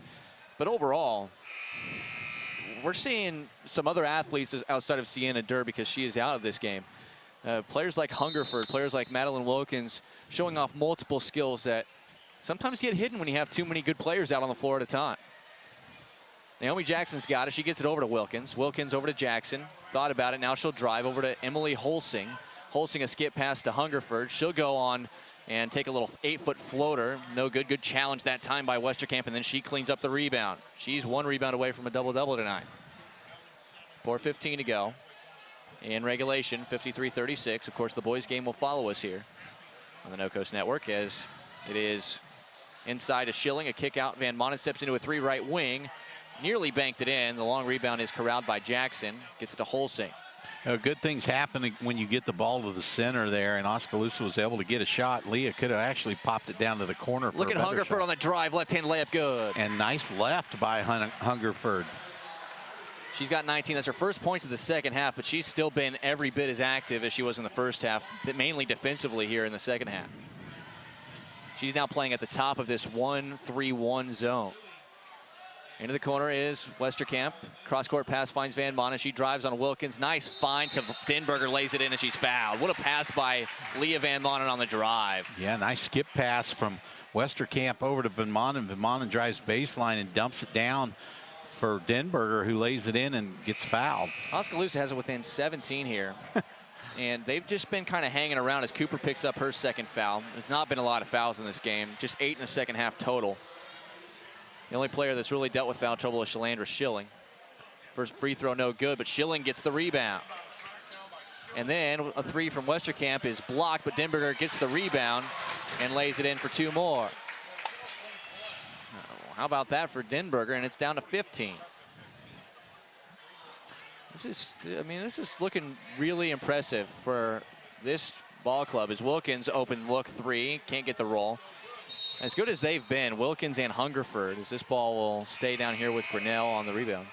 Grinnell has been ice cold from outside here in the second half. And that's mainly the chief reason Oskaloosa has been able to chip away. But you have to credit the Indians, because they have not been stopping, they have not been quitting, and they've been playing this one throughout the best of their ability. As the inbound pass comes in to Bailey Kriegel. Over to the top, they release it. Wilkins top of the key from way downtown, no good. And it just looks like she, at this point, is just kind of forcing it now that she's the lone scorer on the floor. Here's Westerkamp all the way, challenges Wilkins and scores, and she'll go to the line. Wilkins picks up a cheapie there. That's her first foul. Wilkins, though, as I mentioned, all the other chief scorers have now made their way to the bench for Coach Edson with just under 3 minutes to play. And now she goes to the bench, so he's kind of emptying the bench. Oskaloosa, this might be the performance of the year for them. We got 3 minutes left, and it could be a 12-point game here. Free throw up and good from Westerkamp. I mean, just the effort for Oskaloosa has been great tonight. They've had some lapses, but for the most part, it's been solid. And does Coach Edson panic if this game gets close? Is Westerkamp a little too wild trying to go after a loose ball that runs into Kriegel? It'll be foul number 1 on her, I believe. It is. How often have we been able to say that? No, Oskaloosa was in a 2-1-2 three-quarter court press, but Monin almost with a steal there. Pokes it out of bounds. It'll stay with the Tigers. 2:41 left. And Coach Edson, I know he wants to work these girls in there, but at what point do you just decide it's not worth, as Kriegel just throws it off of? Well, if they get it down to 8 here in about before the 2-minute mark, I think there's got to do something. As Jackson's going to be out there, and she's going to be the chief scorer. In the corner, they rotated back to the top. This is Kiana Keys on the drive. A kick out to Kriegel, over to Yoon. Kick out to Jackson, over to Keys. And if they kind of run this like 4 corners, as Schilling nearly got a steal, and Westerkamp tips this away, but it'll stay down here with the Tigers. If they run this 4 corners and waste enough time, then Oski's not going to get the ball enough to be able to do anything with it. But still, kind of curious from Coach Edson. I mean, if you're looking ahead, they do play Newton on Friday, which is kind of the opposite of the Pella Indianola week. Oskaloosa to Newton, 2 teams that have struggled in conference play thus far, but he's still. I don't know. You're saying you wouldn't have emptied the bench quite so early? Well, I'm not saying that the game isn't already decided, but you just kind of.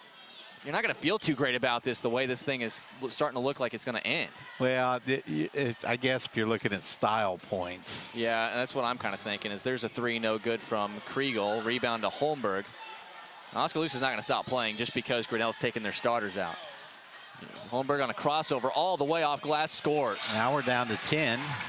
With 100 seconds to go in the 4th quarter, Oski has it down to 10. They get it ahead in the front court to Keys, and these players are out there just to pass the ball around, not turn the ball over, and if there happens to be an open look, take it.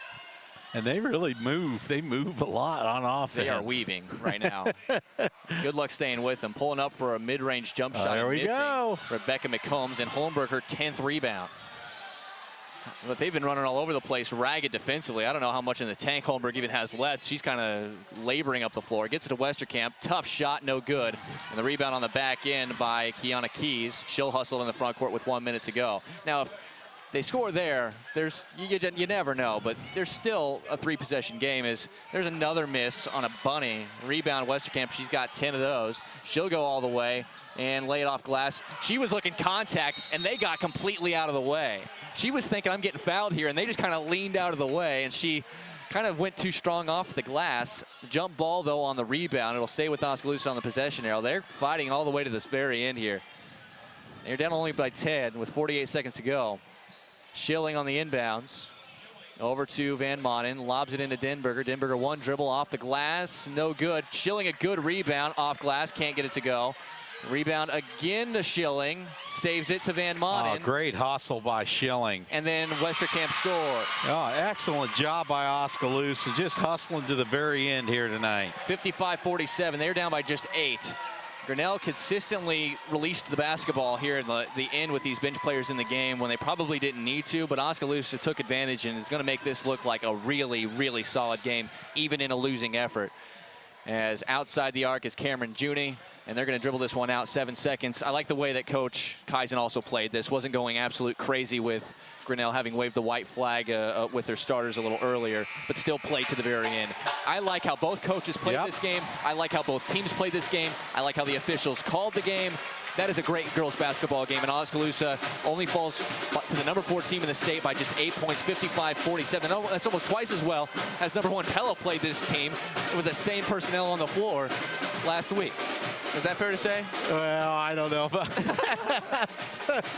But Oskaloosa, let's give them credit. That is easily the best game they have played all year long. And as you mentioned earlier, if they play like that, they're going to put at least 2 more W's on the board. At least 2 more W's, and they're going to have a chance at a couple non-conference wins as well. We'll take a break, come back, and the boys are going to be starting to warm up here. We'll give you the post-game on the girls, the mid-game report, and get you ready for the boys' game. Oskaloosa taking on Grinnell. The girls' game of final, 55-47 Grinnell. We'll take a break. Be back with more after this on the No Coast Network. Experience the Bruxfort's difference. We aim to provide you with the best value and better service than can be found anywhere else. After 36 years, we're still as committed to our customers and our community as the day we first opened our doors. Please stop in and give us a chance to prove how important our customers are to us.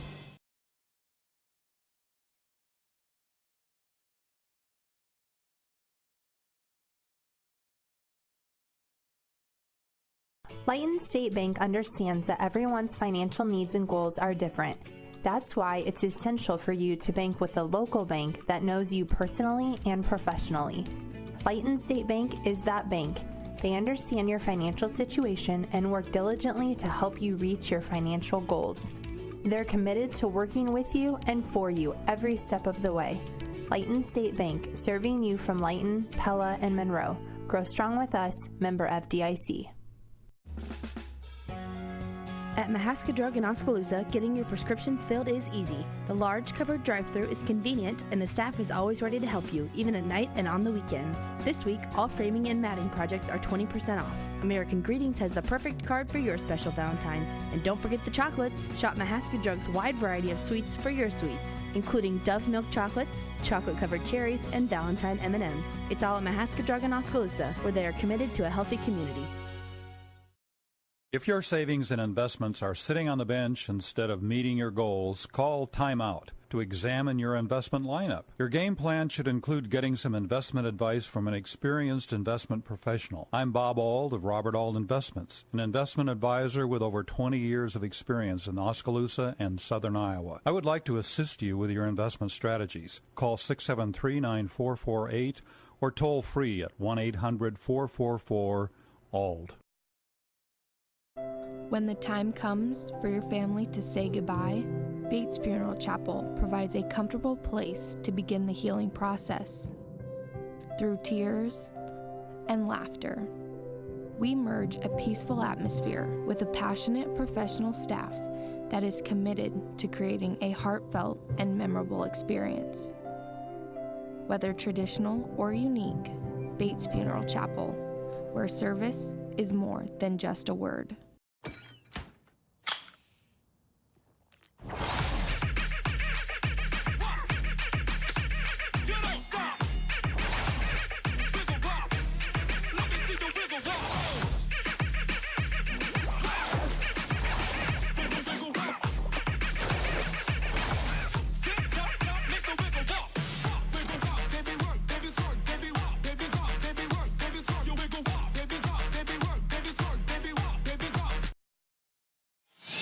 We got a final from the girls' game. Oskaloosa battled gamely throughout, but fell to the number 4 team in the state, Grinnell. Final score 55-47.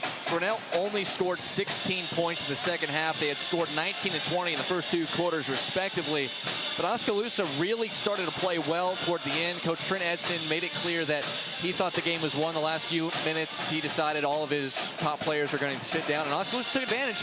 And if they played that well, that clean for the most part, throughout the games against Newton, the games against Albion, the game against Norwalk, they could get W's in those games and look good doing it. But the consistency is what Oskaloosa needs, because the way they played tonight, you have to feel good about that if you're Coach Steve Kaiser. Yeah, I think we got 17 total turnovers for Oskaloosa, which that's close to the best they've done all year. So an excellent effort by the Indians tonight. As you mentioned, 16 points for Grinnell in that second half. Only 4 in the fourth quarters. They couldn't hit water if they fell out of a boat there in the second half, and they could not get rebounds and second shots. So Oskaloosa did a great job.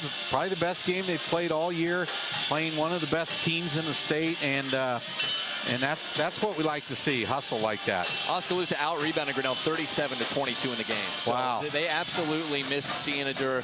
If for nothing else, let's not downplay the fact that she is a great player, but rebounding-wise, they missed her an awful lot tonight, and they will miss her in other games. But that's the same unit that beat Pella by 14 points. Now, I don't know the details of that game. I don't know what happened in that game. I don't know if there was some issue with an injury or something, but just by the score, number 1 team in the state got beat in conference play by 14 points by the team Oskaloosa just lost to by 8 here at home.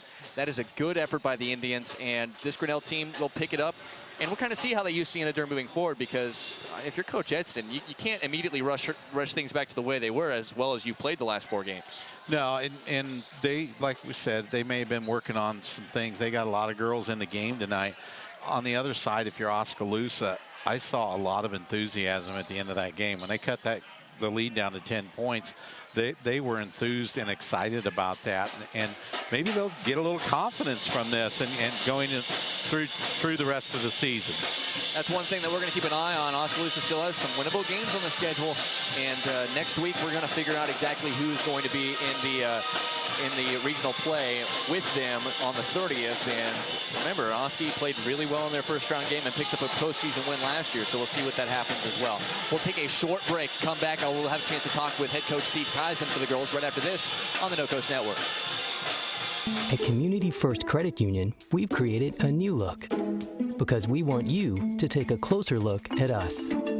See First can help you move forward with the technology you need to bank anywhere, anytime, and a team of experienced professionals dedicated to your success. Try us. Join us. Because at See First, together is better. Dreams start early, illustrated straight from the heart. Big or small, dreams take hard work to grow into reality. To bring your dreams to life, sometimes you need a little help. So surround yourself with people who believe in your dreams and count on Bank Iowa to help you reach them. Bank Iowa, for the dreamer in all of us.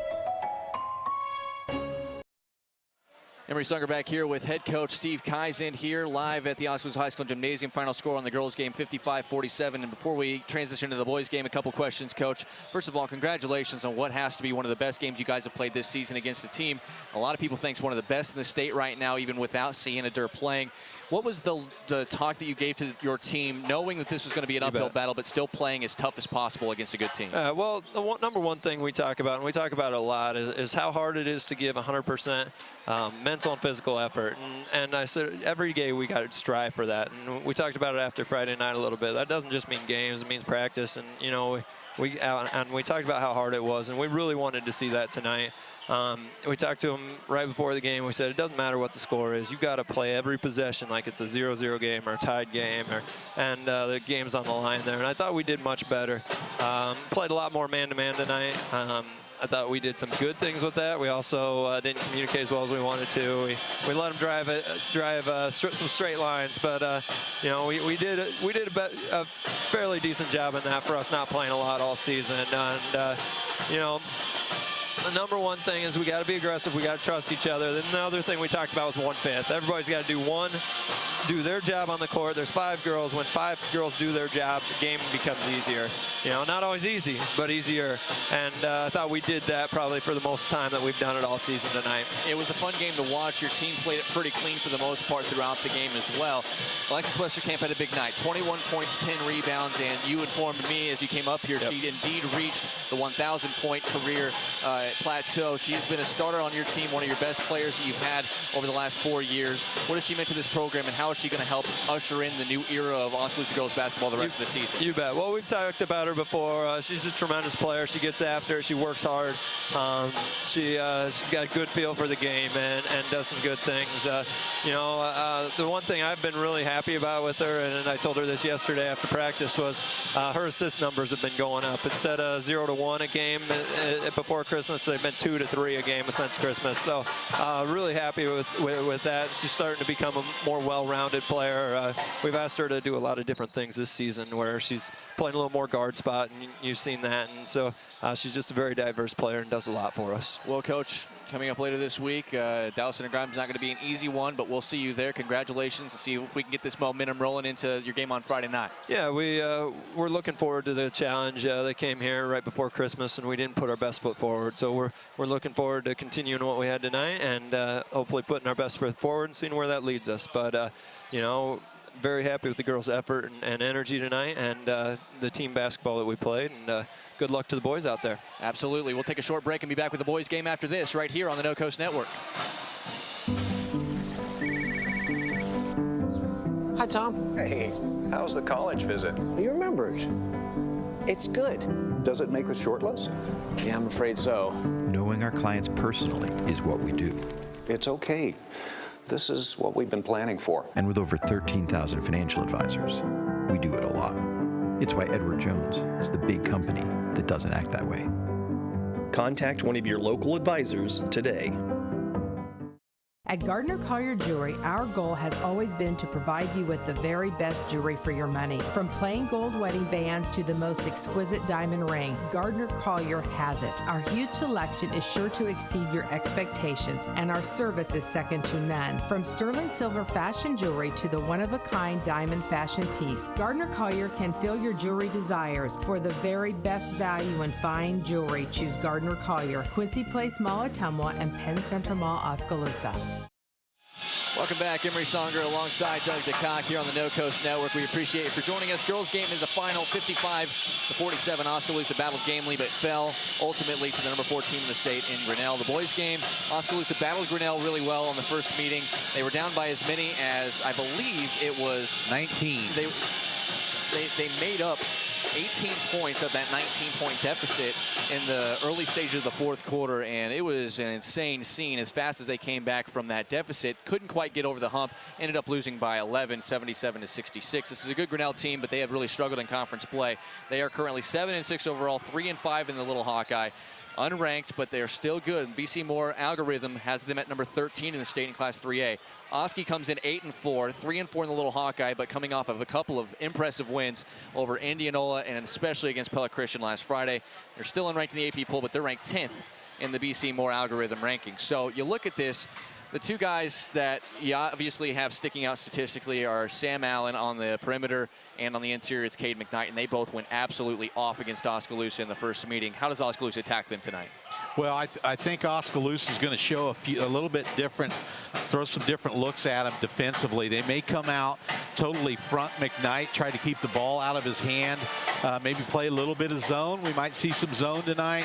The problem with playing zone against Grinnell is they love to shoot the threes. They put up 286 threes this year compared to 185 for Oskaloosa. So they got some guys that can shoot it out there, but and are not afraid to shoot. And are not afraid to shoot it. So they like to get up and down the floor. They're not very good defensively. They're one of the poor 3A teams on defense, but they like to get up and go. It's going to be a hotly contested game tonight. The first game, one of the factors, unfortunately, was referees. And we saw the girls' game tonight. That's usually been a pretty good indicator of how refs call it. In the boys' game, if they call it like that tonight, it should help Oskaloosa out. Yeah, it was played pretty loose, a lot of physicality, not a lot of easy, cheap whistles as well. So when you look at the other statistics that I find very interesting, number 3 offense in the state in Class 3A is Oskaloosa, and just behind them in number 4 spot in offense in Class 3A is Grinnell. So these two teams are going to want to run, they're going to want to score points, but again, we said that when Pella came to town, and both teams kept each other in check, and neither of them broke 55 points in the game. So Oskaloosa, who offensively needs to step up if the Indians are going to pull off the win and get their revenge? Well, Cole Henry was off a little bit Tuesday night against Grinnell, or I'm sorry, against Pella Christian last Friday night, and then he got hot there at the end and scored 6 points. So we need Cole Henry to get a good start. Jared and Jack have been really steady here since Christmas. They'll get their points. We need Cole Henry. You know, Spencer's been shooting the ball well. He's got 15 points his last 2 games out. So it wouldn't hurt to have him, but Ryan Yates is another one. I think Tanner has a chance to maybe score some points tonight or dribble drive and put some pressure on Grinnell. Grinnell does not like to play defense, and the reason for that, Allen and McKnight cannot afford to get fouls. So they do not have the depth that Oskaloosa does, so they tend to play a little loose. And they try to score it with it as much as possible. They were able to do that in the first meeting. We'll see if they can do it here tonight. We'll take one more short break, come back with the starting lineups and the opening tap. Oskaloosa hosting Grinnell and Little Hawkeye Conference basketball right here on the No Coast Network. Everybody depends on internet these days. Cell phones, tablets, video games, streaming video, and computers all draw off the same source. Most services can't provide data fast enough to meet your needs for an affordable price. That's where MCG's Gigabit Internet provides the solution. Our all-fiber network allows near unlimited capacity and reliability, which means you can run more devices faster without losing any of the performance that you need. Mahaska Communication Group, Gigabit Fiber to the world.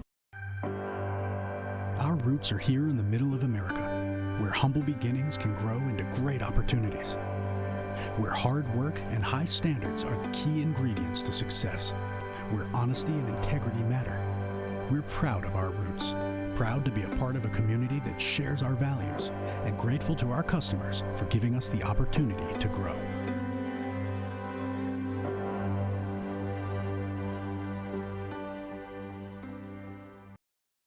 Yeah, but you're 500 in the... We are back, and we are live. Just discussing in the break here at the Crow's Nest in Oskaloosa that the one thing that we find very interesting with this team is Oskaloosa has recovered very nicely from being situated in a spot where, you know, you lose by 1 to Norwalk on the road by a free throw. You lose by 1 to Pella at home in a hotly contested game.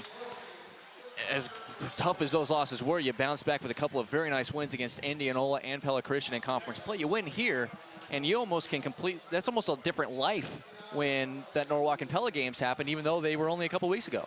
Yeah, and as we were talking in the break, there's a different mindset now. It's not like we're trying to get there. It's like we have arrived, and they just got to continue to go.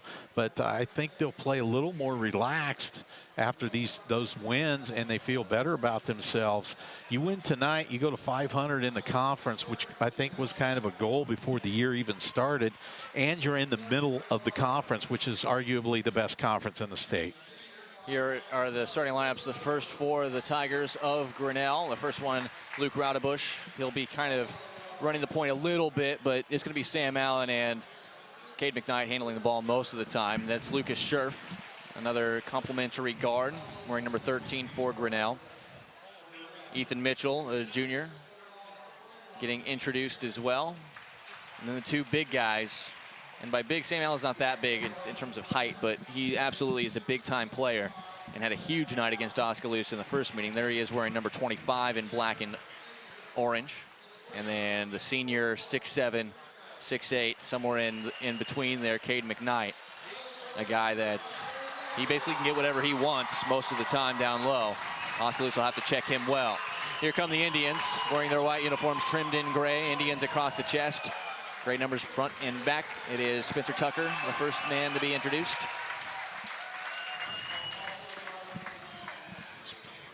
Jack Moore, the next man. Jack's had a revolutionary season after having a tough year last year. One of the toughest matchups here of the year for Tanner. He's given up 5 inches to a guy that can shoot and drive. There's Tanner DeCock. He'll be guarding Sam Allen tonight. There is Cole Henry. Cole Henry, and then Jared Cruz wrapping up the starting 5 for the Indians. Oskaloosa, for the first time this season, dressing Javon Harris. And if you want a speed demon and a guy who is going to qualify in many events, at least 2 events, I think, at the track and field, you know, we don't talk about Javon because we haven't seen him on the floor, but Javon Harris, in his own right, is one of the best athletes Oskaloosa High School has to offer right now. And sometimes you just want a guy to wear a guy out. That's too bad that Javon didn't get some better instruction when he was younger, because he would have been one hell of a basketball player. He got started late. He still does a decent job, but you're right. He's a heck of an athlete for the Indians. He's not starting, however, but he is on the end of the bench.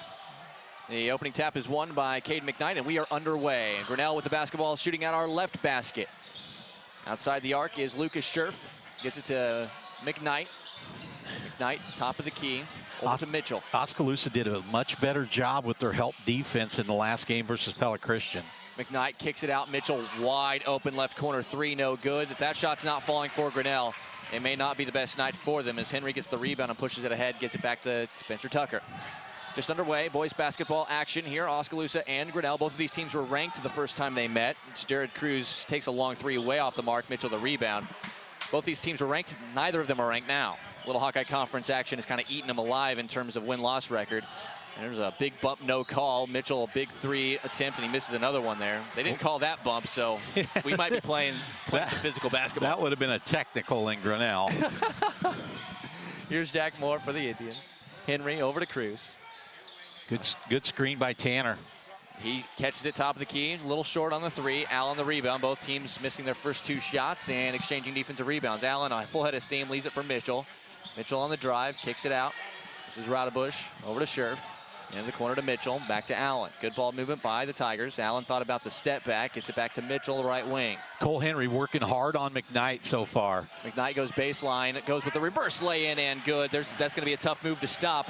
Yeah, he beat him bad on the baseline. Cole was working hard on his post defense, and then when he got the ball, just a little bit slow on that. He can put the ball on the deck with the best of them.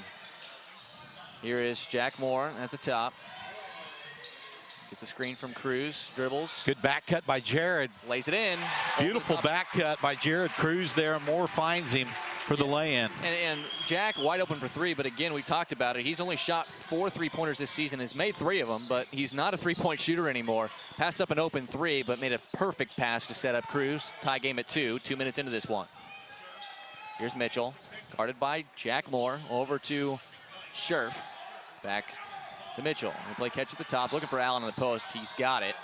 He's got a height advantage over to Cock. What a spin move with the right-handed hook, and he gets it to go. Tough defense there. I think Cruz has got to drop down and help Tanner. Like we mentioned, he's given up 5 inches if they're going to try to post him up. Yeah, that's not going to be something DeCock's going to be able to stop by himself. Entry pass finds Cruz. Cruz fouled, can't get the roll. I think that's going to be on Allen. That was a risky pass by DeCock, but he waited for the perfect moment for that pump fake. Kind of got Allen out of the way, so he was able to squeeze it in there.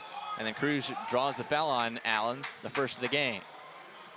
Cruz to the line. On the season, he's averaging 48% from the stripe. Oskaloosa as a team, 65%, which is about average for this conference. First free throw is good.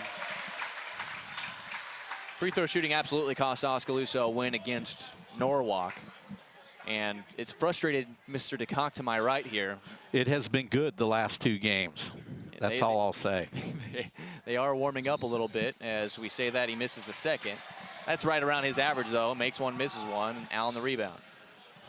McKnight the rebound, my mistake. 5:20 left first quarter. Oski trailing Grinnell 4-3. Grinnell with the basketball. Early on in this one. Allen to the top to Scherf, gets it back. Now he tries to go on the drive. After 1 dribble, kicks it back out to Scherf, over to Mitchell. Gets Allen. Allen now goes on the drive, gets it over to Scherf. Over to Raudebusch, then to Mitchell. Mitchell thought about it, then takes the 3. No good. Rebound McKnight, up fake. Tried the reverse lay-in, no good. And the rebound to Cruz. Here is Cole Henry. He'll go on the drive. Fouled, and 1. Beautiful drive by Henry, taking it hard to the glass for the lay-in and the foul. Chance for the old-fashioned 3-point play. You might hear the student section. They are barking. That is something that Cole Henry has gotten himself hyped with. And the student section kind of running with it. I didn't know that. Yeah, it sounds like they might be booing, but they're just like, they're barking like, you know, the Cleveland Browns dog pound is. He misses the free throw. So here we go with the free throw problems. The foul was on Luke Raudebusch. 5-4 Oski by 1. Here's McKnight outside the arc. Over to Scherf, guarded by Cruz. It's an odd matchup.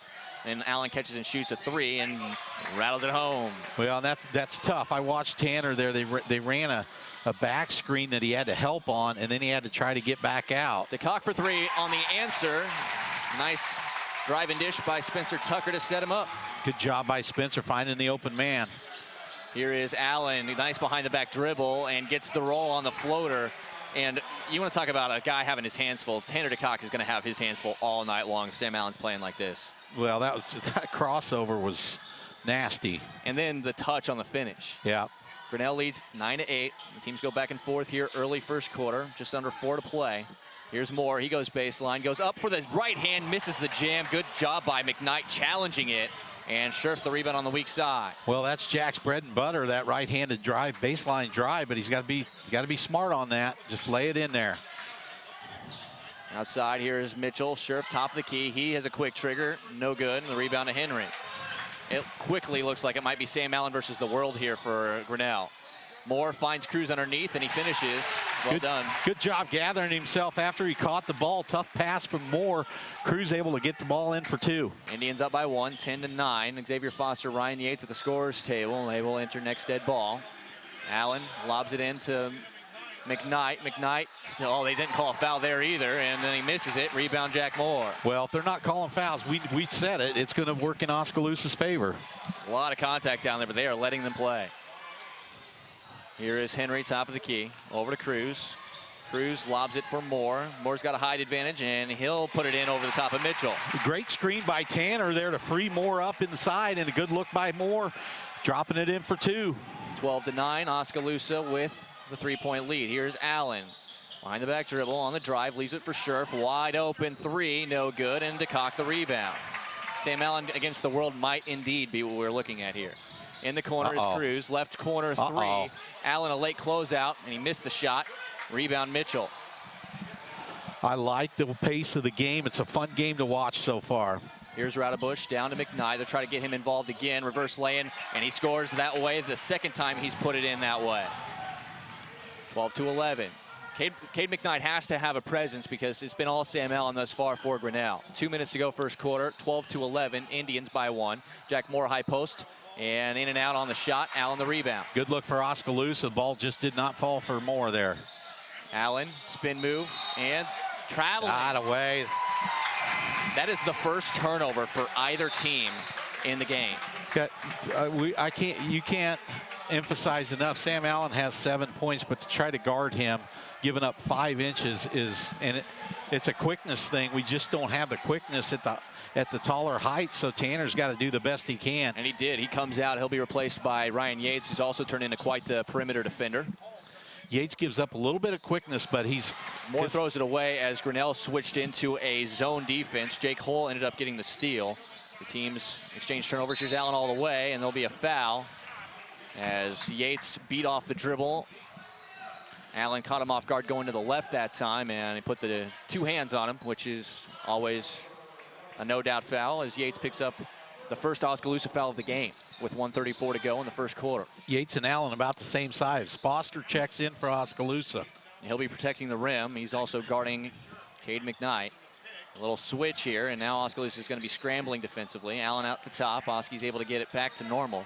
Here is Mitchell out to the top. Hull wants 3 from the top of the key. No good. Getting the position, and they're going to call a foul, and it's on the floor. Indeed. Foster doing the best he could, but did not have position as McKnight. That's what we kind of saw in the first meeting. He kind of is able to body Henry and Foster however he wants. The first foul on Foster, it was on the floor, so an inbound. Foster has 49 blocks on the season, more than the Grinnell team combined at 36. Here's Allen up and under. You cannot stop that. You cannot stop that. That is just offensively gifted basketball from Sam Allen. And Tucker Nunnekoven's probably going to take his shot at him here in a little bit. Backdoor cut, and McKnight got a hand on it for the steal. Going the other way, here's McKnight, finds Allen on the drive, and he's fouled. Yates pushed him in the back. 2 quick fouls for Yates since he came into the game a minute and a half ago.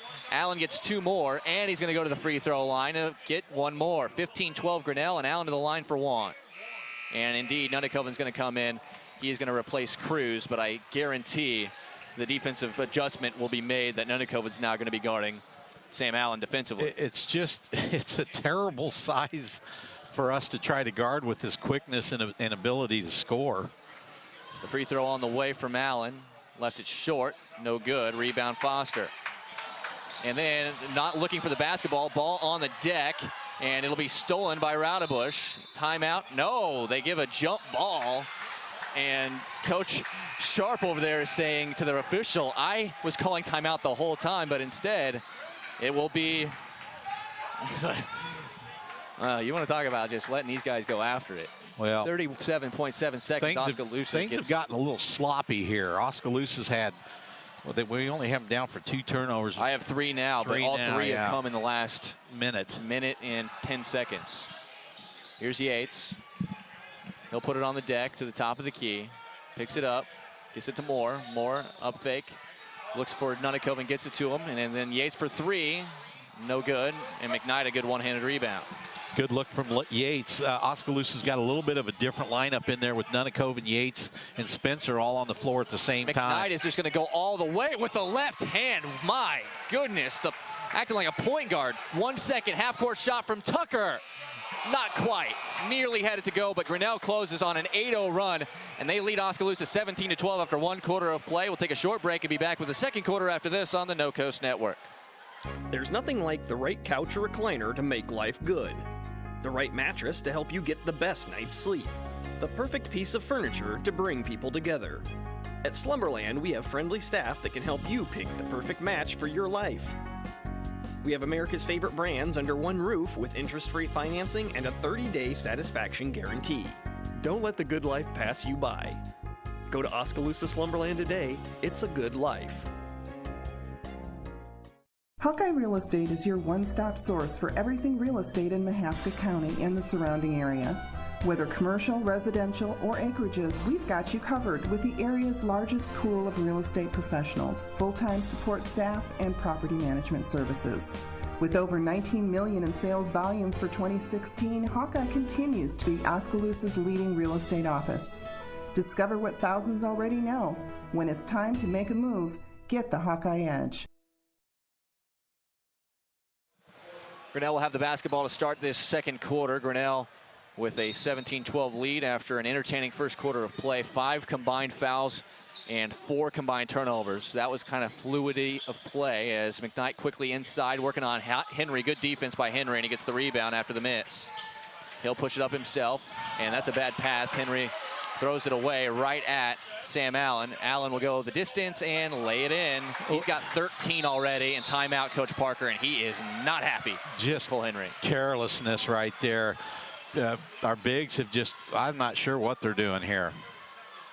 19-12, the 30-second timeout. Coach Parker, I just think, wants to get everybody on the same page here, and Jared Cruz will come back into the game. But those are the kind of turnovers that Oskaloosa just can't afford to have, because the way we were talking, all 19 points, you got 13 from Allen, 6 from Cade McKnight. This is a repeat of what we saw in Grinnell. But the offense that we are seeing from Sam Allen especially, the way he's driving, the way he's dribbling, the way he's creating for himself. I mean, he's creating for teammates too. They're just not making shots.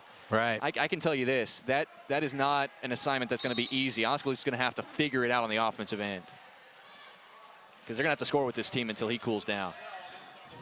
Here is Tucker out of the timeout. They are again into a zone defense. And it's a little 2-1-2, it looks like, and they look to trap. Here is Moore, who leaves it way short on the mid-range jumper, and the rebound to Ethan Mitchell. Mitchell walks it up. Over to Allen on the left wing.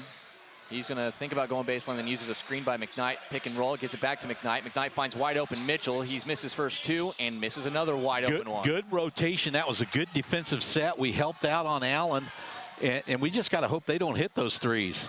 Just inside the three-point arc, no good on the shot from Moore. I still think it's a good shot for him, even though he's not been testing his range this season.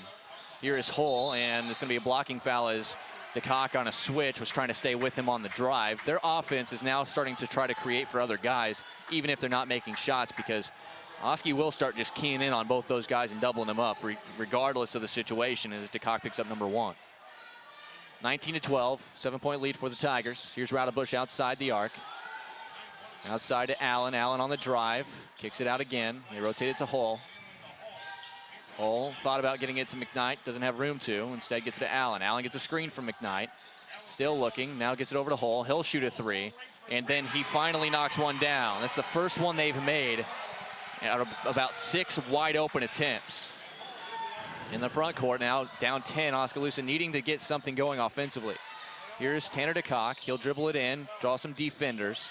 Gets it to Cruz. Cruz runs out of real estate to Moore. Moore aggressively attacks the rack, misses the lay-in, rebound Hull.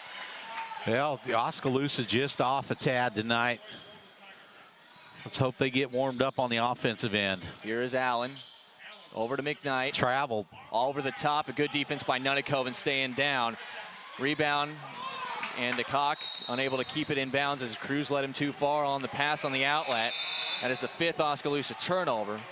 But guys are doing a good job. As Javon Harris, I mentioned his name, and he is in the game here with just under 6 minutes to play. And I think you just need a different look right now, because nothing's working. Well, we're doing a fairly good job on the ball screens and rotating our defense. It's just with 2 offensive players. See, that's McKnight working, runs out of real estate, and then finds Mitchell. They're doing a good job on him down low.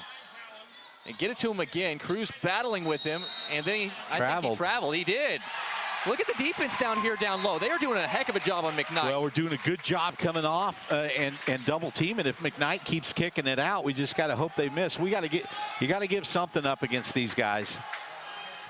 5:25 to go in the first half. Grinnell leading 22-12. Oskaloosa still yet to score this quarter. This little 1-2-2's got Oskaloosa. Good job by Tanner getting the ball in. And Cruz lays it in on the spin. Nice explosion from Cruz on the little half hook right hand. You were about to say it though. That when they switched to a zone is when Oskaloosa got all discombobulated defensive or offensively. Here is Hull, has it knocked away by DeCock, and he'll get the steal. Get you a good one. Get you a good one. And he picks up the dribble, finds Jack Moore. Moore will dribble inside the arc, leaves it back for DeCock, and he will rotate it back to the top. Again, picks up the dribble, and he's going to get it to Cruz. Cruz will dribble, spins on McKnight, and he traveled. Drug that foot. The exact same move that McKnight got called on. Now, see, they just don't know where to go with all of the zone collapsing in the middle. It's a weird looking zone. It's almost a 1-2-2. I don't know. Yeah, it's a two. Like they got one guy standing at the top of the free throw line, just stopping any drive, any slashing. 4:33 to go in this first half. Allen knocked away by Cruz, and Javon Harris gets the steal. All the way, he's fouled, and he'll go to the line. I told you, his speed, his athleticism, I didn't know he would get in the game like this, but he's going to get a couple of free throws here because he's quick. And, you know, obviously give credit for Cruz for, you got to give credit to Cruz for poking the ball away, but as Allen picked up his second foul, and at some point, Sam Allen or Cade McKnight have to exit the game, right? So, well, I don't know. Allen played the whole game up there, and like I said, they try to avoid fouling. Javon Harris's first free throw is good. I think that's the first point of the year for Javon, so congratulations to him. A senior who's trying to work his way into the rotation. I'm not joking. I had no clue he was going to become a factor here. I'm the one that's supposed to predict that stuff. He misses the second. The rebound pulled down by Nick Pop, who's in the game for the first time. And no, Allen nor McKnight came out of the game there on the dead ball. Here is Allen with the dribbling, the floater. What do you do? That is impossible. Yeah, that's when you're that much shorter than he is, especially. But even if there was somebody 6'3" guarding him, forget about it. Here's Harris. He gets pinched on the baseline. Pass cross court, finds DeCock over to Cruz. Back to DeCock, he's open. Wants the three from the right wing, no good. Pop again, the rebound. Wide open shot, we just got to knock him down. Oskaloosa just not hitting right now. Here's Allen, over to Mitchell. Mitchell's not been gun shy, and he misses another one. That's the fourth wide open shot he's had, and he's missed them all. Quickly ahead, here's Harris. Harris now will go on the drive. Challenges McKnight, little too strong, but more the rebound. No foul called. As he was trying to draw contact, but he ends up getting it back. Cruz for mid-range, in and out. Rebound Mitchell. But they are letting him play. Well, they are, and they're doing it both ways, so I'm good with it. Well, if it wasn't for Sam Allen, both teams are missing as many wide-open shots as we've seen in the boys' basketball game this year. Yeah, offensively, it's been a struggle. Both ways, but Sam Allen with 15 has been carrying the team. Charge. And there's one on McKnight. And that's just a good job just parking it underneath. They've been playing him really well defensively so far in this game. 3:08 to go first half, 24-15. It is Grinnell with the lead. Oskaloosa is playing just right there with them as Harris will come out, as will DeCock. It will be Nunakoven and Foster. So some good minutes from Javon there. Maybe settle some guys down. Nunakoven, I like Nunakoven coming in for Tanner here. Give him a break. When you're working hard against an offensive player like that, you can't go for a full quarter without a break. So no way. Nunakoven is as good and with a little more height on defense here. Coming out of the game was Mitchell, and he was replaced by Jaden Gibson, a sophomore, just because his shot's probably not falling, and that's why he's out there. Here is Jack Moore. Moore on the drive between three guys, and he'll go to the line for two as he draws contact, and it'll be interesting to see who picks up the foul. If it's McKnight, it's his second. 41. So 2 on him, 2 on Sam Allen. I don't think that's going to stop Coach Scott Sharp from deploying his guys as long as he needs to, though. They'll just stop playing defense. They have before. Here's Moore's first free throw. Good. The shots for mid-range and deep just have not been going as Cruz exits, Henry re-enters with 2:53 to go. But Grinnell hasn't had shots going either. It's been Sam Allen doing all of the work for Grinnell. Moore's second foul shot is good. 2 for 2 at the line here for Jack. And Allen will bring up the ball up the floor for the Tigers, leading by 7. 2:45 to go in the first half. Allen leaves it for Scherf. Scherf over to Pop. Into the corner now. Xavier should be able to just float in the middle. Pop is not an offensive threat at all. Yeah, he's giving him about 10 feet. And he leaves it for McKnight, guarded by Henry. They're going to run a little clock. They've got some foul trouble. They'd be happy to go in at half with a 7 to 9 point lead. Outside is McKnight, 30 feet away from the hoop, not really showing any set right now, just kind of weaving and making passes outside the perimeter. Pop's got it, thought about a mid-ranger, instead gets it to a wide open Gibson. Can't do that. Top of the key, no good, but Foster the rebound. Well, Gibson was the replacement for Mitchell because he wasn't making shots. And he comes in and he misses his first open look. It's Tucker, gets himself some. Good cut. And there's Foster mid-range, yes. Nice cut to the ball. That's what we got to do against this defense. We get it down to the baseline. Good cut by Foster and a nice touch for the 2. Just inside 1:50 to go first half. Aussie within 5, 24 to 19. Here's Allen over to Scherf. Scherf to the top to Gibson. Gibson to McKnight. McKnight outside the three-point arc to Pop. Couple of screens, leaves, gets a little room for Allen, but he'll go down low to McKnight. McKnight working, finds Pop, blocked by Foster. That away, the big fella slapping it off the board. He knew he had time to do something with that. Bad pass by Tucker, but he's able to get it to Moore, and then Moore on the entry pass to Xavier Foster is fouled by Cade McKnight, and that is number 3 on him with 1:20 to go, and he'll be sitting the rest of this half. He's going to come over to the bench as it'll be out on the side. That's just a 6th team foul, but 5 of those 16 fouls are on either Allen or McKnight. Foster's done a good job tonight of flashing to the ball in the open area, and then he's created a couple fouls and hit a nice shot. Henry catch and shoot 3 on the inbound, way off. Rebound by Sam Allen. 1:12 to go first half. Allen working on Nunakoven. Picks up the dribble over to good defense by Tucker there. Mitchell. They eventually get it to Hull. Here's Allen back to Hull. Hull on the drive working on Henry, and Henry got his feet tangled up with Hull, and they do call that foul. It's the 5th team foul on Oskaloosa, the first on Henry, and it'll be free throws for Jake Hull. They're asking Hull for 1+ minutes here to try to pretend to be Cade McKnight. Well, I look for them next time they get the ball, they're going to go for 1 shot. First free throw from Hull is no good. He's just a freshman, 6 feet 2 inches, but plays like a big. And on the season, averaging 6.5 points per game, so not too shabby. He also has a decent 3-point shot. Missed it. Oh, my goodness. Banked it home instead. He's got 4 points here. Scherf exits, Radebush into the game. 1 minute on the nose to go first half. Grinnell 25, Oskaloosa 19. It's been a struggle to score for both of these teams, especially in this second quarter. Here's Spencer Tucker for Oskaloosa in the front court, guarded by Radebush in that 1-3-1 looking zone now. They lob it in for Henry. Good catch with the one hand. Tough shot underneath, but gets it to go. Great catch. Oskaloosa doing a much better job now getting the ball down to the baseline and opening things up. 35 seconds to go. Does Grinnell hold for 1? We will see here. Leading by 4, 25-21. Hull over to Mitchell. And their cold shooting is really what's kept Oskaloosa going in this, because Oski has been ice cold as well offensively. 23 seconds. If you're Oskaloosa, I don't think you're upset going in down 4 at half. Absolutely not. Not with the way that Sam Allen's been playing, and not with the way you've been shooting the basketball. And you got 3 fouls and 2 fouls on McKnight and Allen. 10 seconds left. They indeed are holding for 1. Got to help off. Xavier's got to step up towards the ball. He's too deep. Here's Allen. Allen ran out of room, gave it to Mitchell. He shoots a 3, no good. Long rebound, Radebush at the horn. That's off the mark. And Oskaloosa indeed will be able to get themselves into halftime. Down by just 4 after one of the most anemic offensive halves of basketball we've seen from them all season long. It's halftime. Grinnell leading Oskaloosa 25-21. We'll take a break and be back with the halftime show after this, right here on the No Coast Network. The student community at William Penn made an impression on me. It's a real statement that you can come here and be part of something real. We have the opportunity to participate in activities. The coaches are awesome. It's easy to play for coaches that care about you. The real experiences at Penn have helped shape who I'm going to be when I graduate. I work harder because I want to be part of the conversation in class. I am a leader. I am a trailblazer. I'm proud to be a statesman.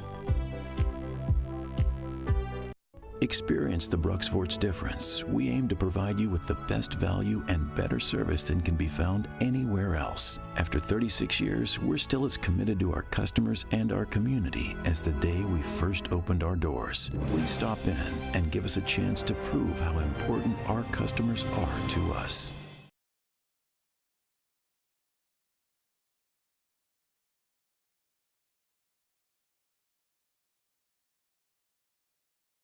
Lighton State Bank understands that everyone's financial needs and goals are different. That's why it's essential for you to bank with a local bank that knows you personally and professionally. Lighton State Bank is that bank. They understand your financial situation and work diligently to help you reach your financial goals. They're committed to working with you and for you every step of the way. Lighton State Bank, serving you from Lighton, Pella, and Monroe. Grow strong with us, member FDIC. At Mahaska Drug in Oskaloosa, getting your prescriptions filled is easy. The large covered drive-thru is convenient, and the staff is always ready to help you, even at night and on the weekends. This week, all framing and matting projects are 20% off. American Greetings has the perfect card for your special Valentine. And don't forget the chocolates. Shop Mahaska Drug's wide variety of sweets for your sweets, including Dove milk chocolates, chocolate-covered cherries, and Valentine M&Ms. It's all at Mahaska Drug in Oskaloosa, where they are committed to a healthy community. If your savings and investments are sitting on the bench instead of meeting your goals, call timeout to examine your investment lineup. Your game plan should include getting some investment advice from an experienced investment professional. I'm Bob Auld of Robert Auld Investments, an investment advisor with over 20 years of experience in Oskaloosa and southern Iowa. I would like to assist you with your investment strategies. Call 673-9448 or toll free at 1-800-444-ALD. When the time comes for your family to say goodbye, Bates Funeral Chapel provides a comfortable place to begin the healing process. Through tears and laughter, we merge a peaceful atmosphere with a passionate professional staff that is committed to creating a heartfelt and memorable experience.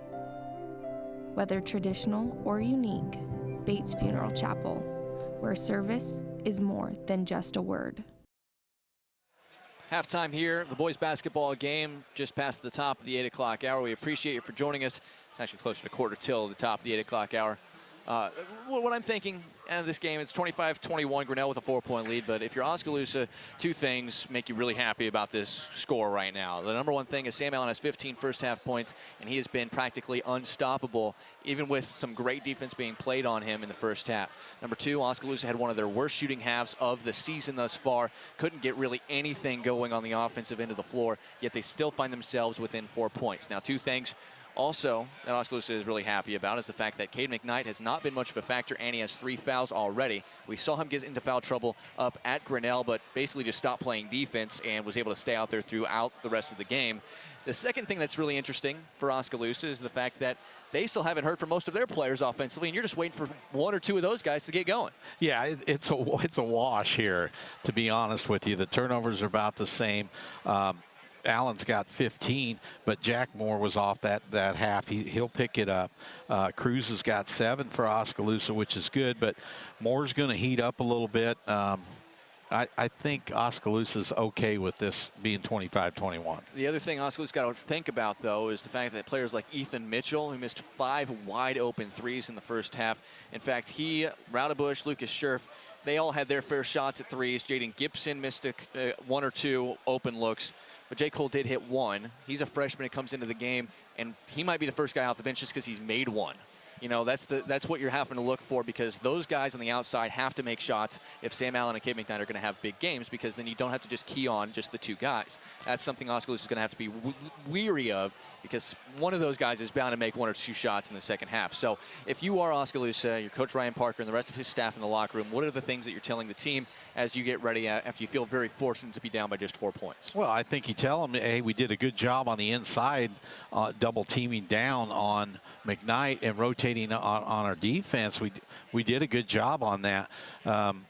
You know, hedging, I don't know, they got 25 points. We played pretty good defense. They missed some shots, but you got to give up something. We have to double down on McKnight, which is going to leave somebody open. So that's going to happen.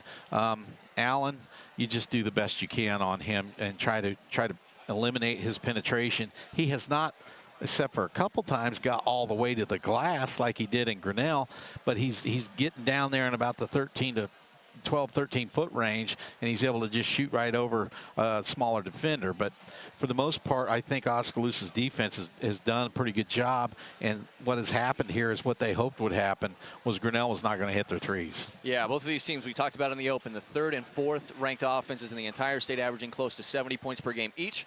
And they're both on pace to finish with 50 or less. So, of course, we'll see if they're able to adjust that going into the second half. We'll take another break, come back with the second half of basketball. At the halftime break, it is Grinnell leading Oskaloosa 25-21 here on the No Coast Network.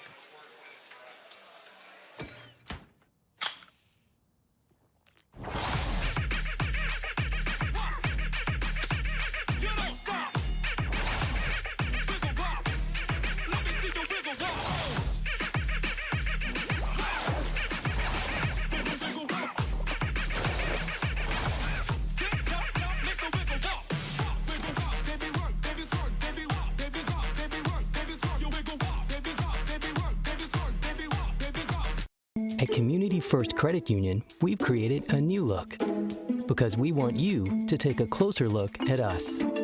See First can help you move forward with the technology you need to bank anywhere, anytime, and a team of experienced professionals dedicated to your success. Try us. Join us. Because at See First, together is better. Dreams start early, illustrated straight from the heart. Big or small, dreams take hard work to grow into reality.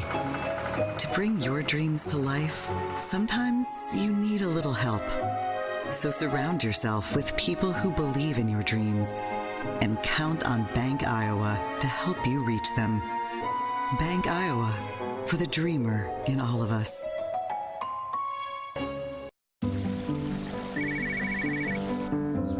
Hi, Tom. Hey, how's the college visit? You remembered. It's good. Does it make the short list? Yeah, I'm afraid so. Knowing our clients personally is what we do. It's okay. This is what we've been planning for. And with over 13,000 financial advisors, we do it a lot. It's why Edward Jones is the big company that doesn't act that way. Contact one of your local advisors today.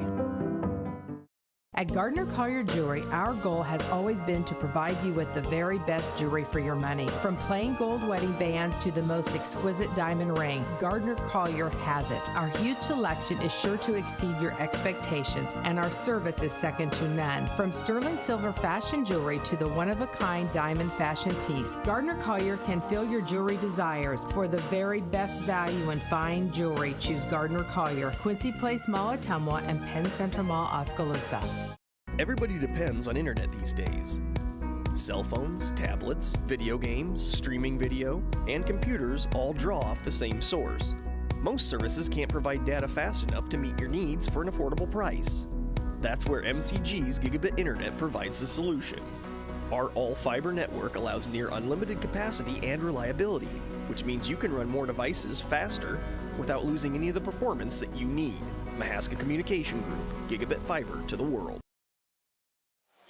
We're back in Oskaloosa. We are roughly, we think maybe 5 minutes away from potentially having some action. But one thing that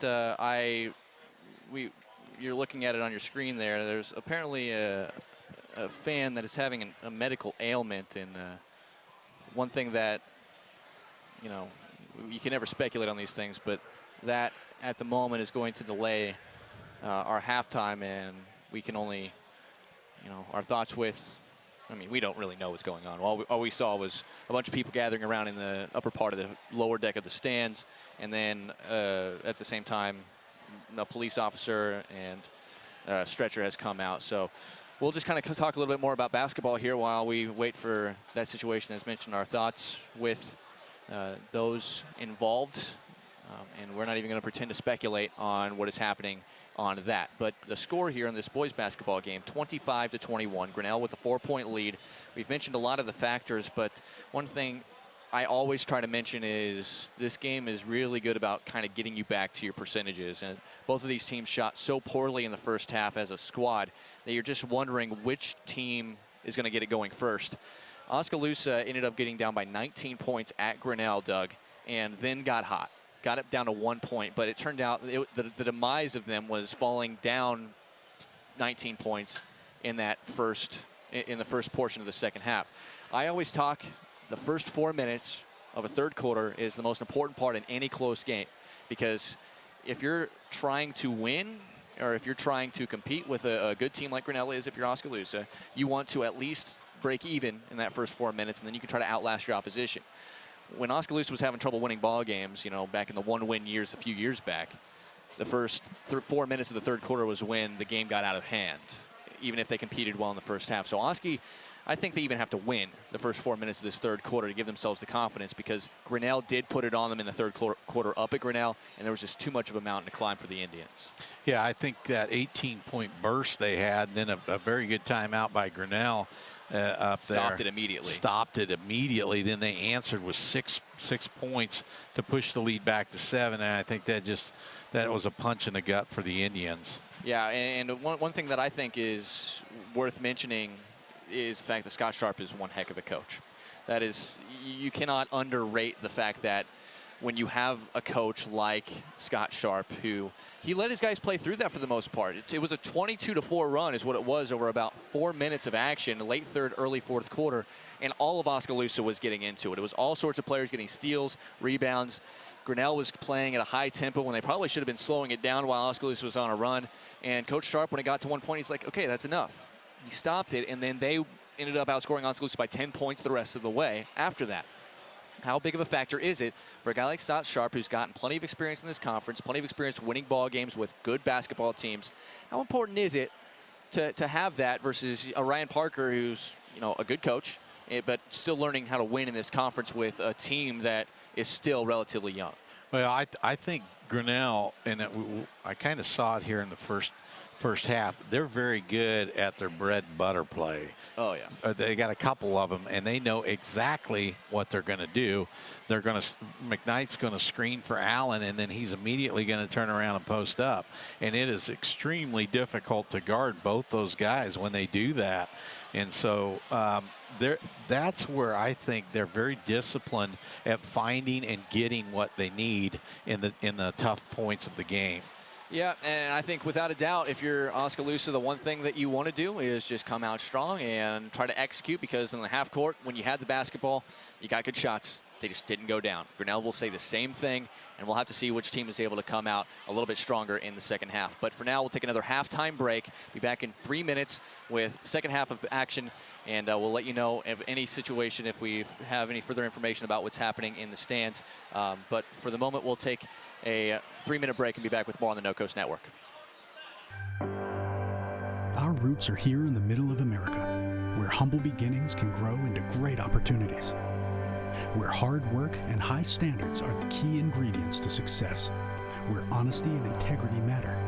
We're proud of our roots, proud to be a part of a community that shares our values, and grateful to our customers for giving us the opportunity to grow.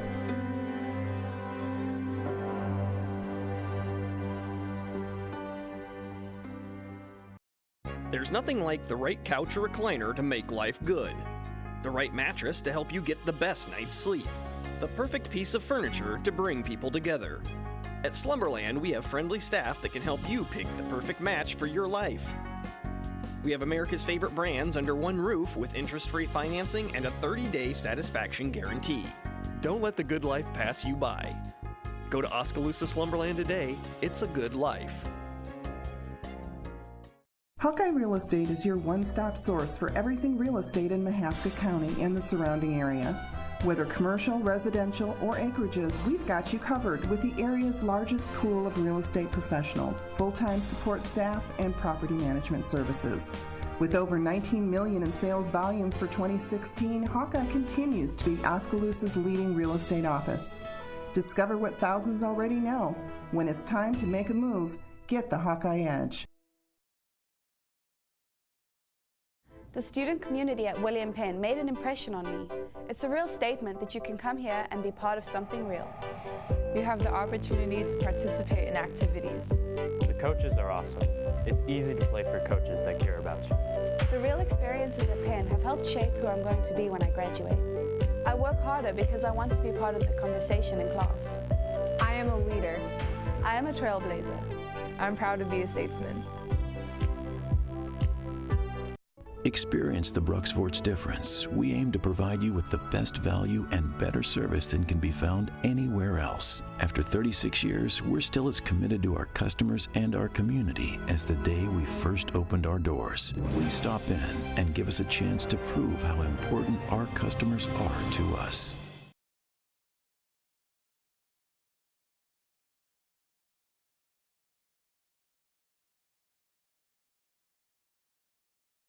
Lighton State Bank understands that everyone's financial needs and goals are different.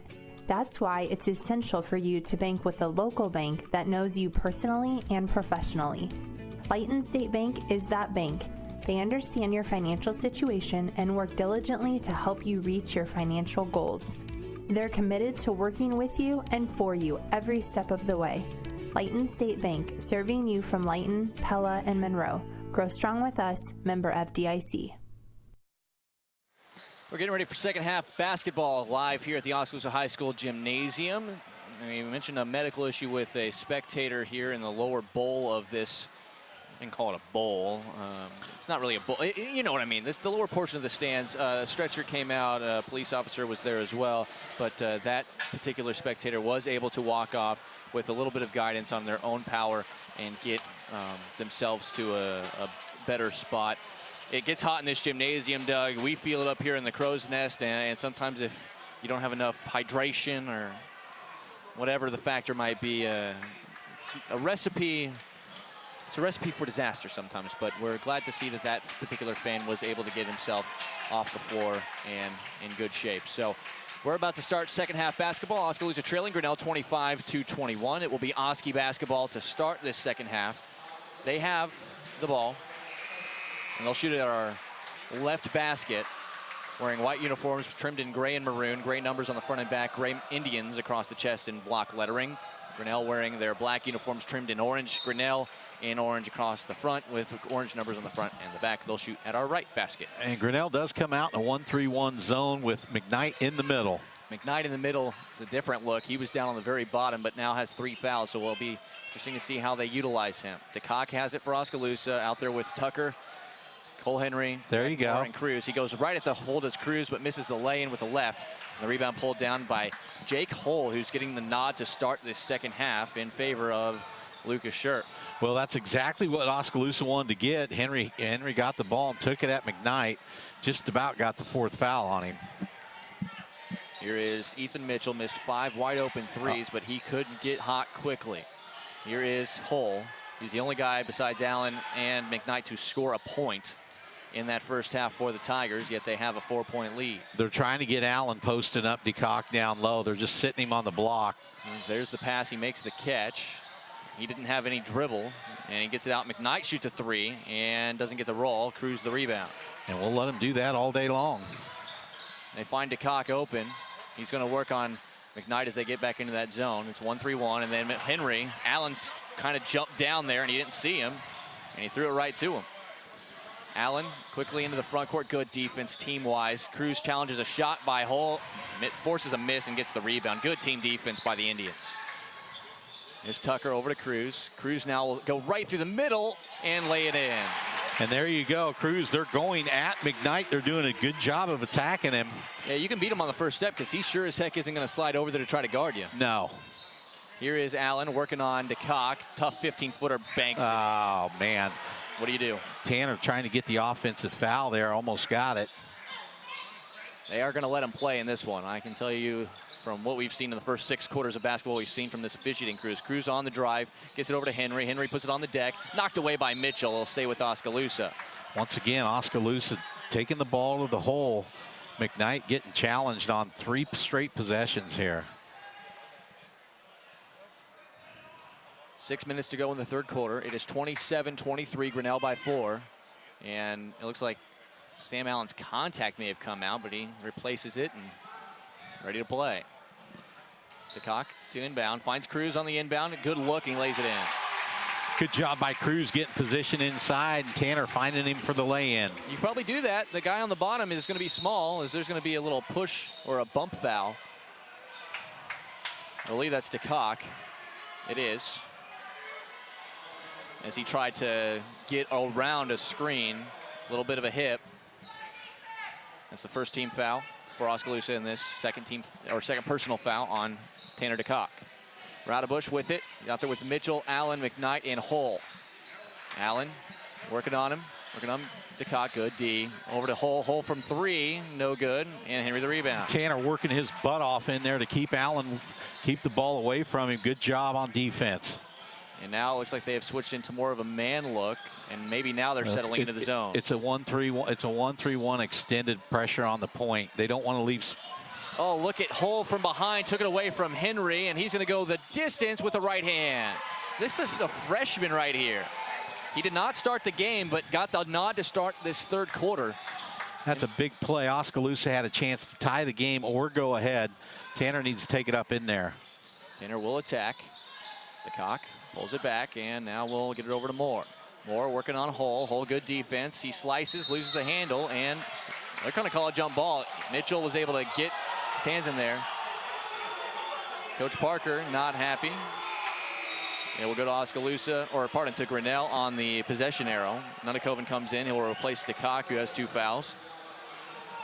4:57 to go.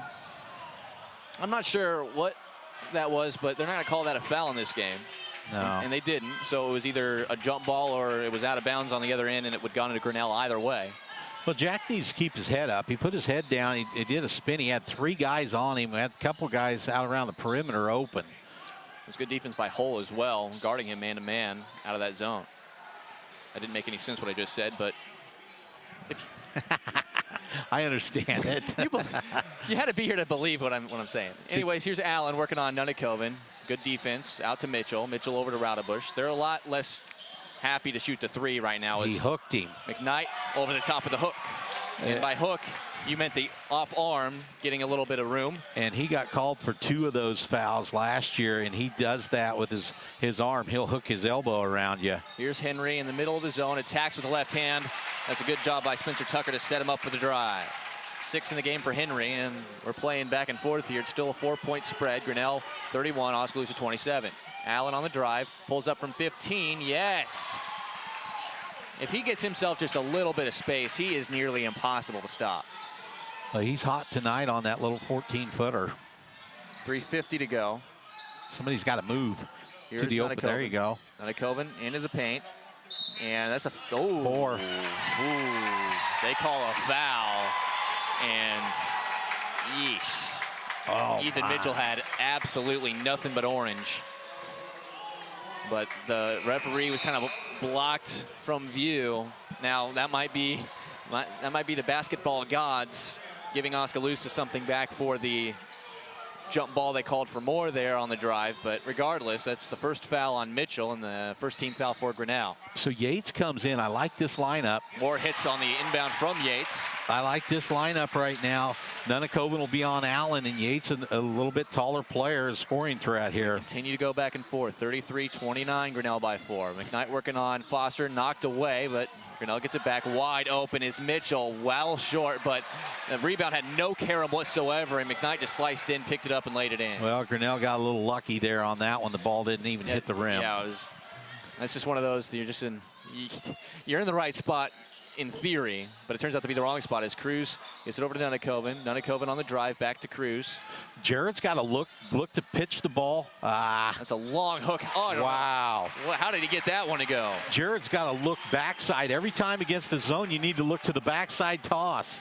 Nunakoven reaching, and they're going to call a foul. Now, see, everything was great about what Nunakoven did, but you can't lay on top of the guy while you're going for the basketball. No, if he would have went to the side of him, he would have had a chance for that. Yeah, that was clearly a foul, though. I can see it's a loose ball. I can see why the fans are upset, but even on a loose ball, you cannot go through the guy to get to it. No, that was a good call. Good try by Tucker. Good defense, but got to be smart. First foul on Nunnekoven, second team foul on the Indians. And he does there's a steal this time. Yates cleans it up. Good job by Nunnekoven again. Quickly ahead, here's Cruz. Cruz slices in, foul and one. All right, the big fundamental coming to life here. Beautiful, beautiful little hop step and lays it in and gets fouled. Henry about to check in for the Indians. We'll see for who. The foul whistle on Jaden Gibson, who had just come into the game. Good baseball player, catcher. Oh, he is going to be a good one in baseball. We're going to get into a conversation that we could last hours. Hey, here we go, timeout. Timeout, Grinnell before the free throw. 35-33, Grinnell, the lead. We'll take a quick break and be back with more after this on the No Coast Network. At Mahaska Drug in Oskaloosa, getting your prescriptions filled is easy. The large covered drive-thru is convenient, and the staff is always ready to help you, even at night and on the weekends. This week, all framing and matting projects are 20% off. American Greetings has the perfect card for your special Valentine. And don't forget the chocolates. Shop Mahaska Drug's wide variety of sweets for your sweets, including Dove milk chocolates, chocolate-covered cherries, and Valentine M&Ms. It's all at Mahaska Drug in Oskaloosa, where they are committed to a healthy community. Full timeout called by Grinnell. They have 4 left, as do the Indians. 35-33, Grinnell with a 2-point lead.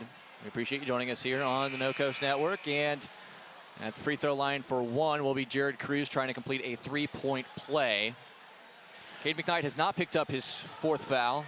He's done a good job of trying to stay out of the way, even when the balls come in his general vicinity defensively. And Oskaloosa defensively has done themselves pretty solid here, but both teams kind of getting it figured out on their respective offensive ends. Right, on the Oskaloosa's offensive end, Grinnell wants you to just kind of pass the ball around. They don't want to have to move their feet, and Oskaloosa's starting to, they got Yates in there now up top. Their guards are starting to dribble, drive, and just dribble around, and Grinnell does not like to follow you around or move their feet and play defense. So they found a little something there that they can build off of. They took Nunnekoven out to put Cole Henry in, and this is one of the few times this season we've seen Henry, Foster, and Cruz all on the floor at the same time, and it's with Jack Moore and Ryan Yates, which at least on my end, I thought this lineup was going to be something Coach Parker had to find a way to get on the floor at some level. Now, I'm not a coach. I'm not going to pretend I'm a coach. Just in your head, if you're looking at your best overall players position by position, my thought process was saying this would get you the most talent on the floor. Now, whether or not you can work that on both ends of the floor, I don't know. We're about to see how it works against Grinnell and how long it's going to be out here. Well, this might be the tallest high school lineup in the state of Iowa right now. Well, your smallest guy is 6'3", 6'3", almost 6'4". Yeah, Jack, he was 6'2" when he was measured at Northwest. Wow, stretching him out. Here is the free throw in and out, no good. The timeout works to perfection as Hull gets the rebound. That's what happens. You call a timeout. A guy doesn't think about that free throw that much. Well, on free throw, I'm not sure what we are tonight, but it's not real good. Here's the interior pass. Foster commits a foul, just a little too wild as McKnight lays it in, and is now the senior just giving the freshman a lesson there on positioning. So it's 37-31 with a free throw to come. McKnight now has 12. Free throw, good. The foul was the second on Foster, and the third team foul on the Indians. 2:20 to go here in the third quarter. 38-31, lead up to 7 for Grinnell. Grinnell drops back into his basic 2-3 zone right now with McKnight in the middle. Should be able to get the ball to Henry right there, Jack. Moore will drive, loses it to Hull. Hull got a piece of it, and Hull, his 3rd steal. Oskaloosa's 9th turnover. Hull on the drive, gets it to McKnight, up and under. That reverse layup's money for him, and he's got 14 all of a sudden. Jake Hull is playing outstanding for a freshman in a big game. 40-31, and Coach Parker wants timeout. I don't think he likes what's going on. And with 1:49 to go, Oskaloosa will talk it over. A 30-second timeout. We will keep it here. Grinnell now by 9. That's the one issue with the big lineup, is that you don't have the foot speed, but they did get in the half court. It's just Cade McKnight got position, and then Xavier Foster couldn't get the block, and then a great pass from Hull to set him up once again down here on this end. Yeah, I'd like to see the big lineup. I mean, but you're right. It can be we got to see how it does on the defensive end. if we're going to hustle, we're going to get out of it right here. Nunnekoven's back in, but you got to be able to stop ball. Otherwise, you got to come and help, and then they dump down on us. We didn't have very good rotation. 40-31, Grinnell by 9, 1:49 to go.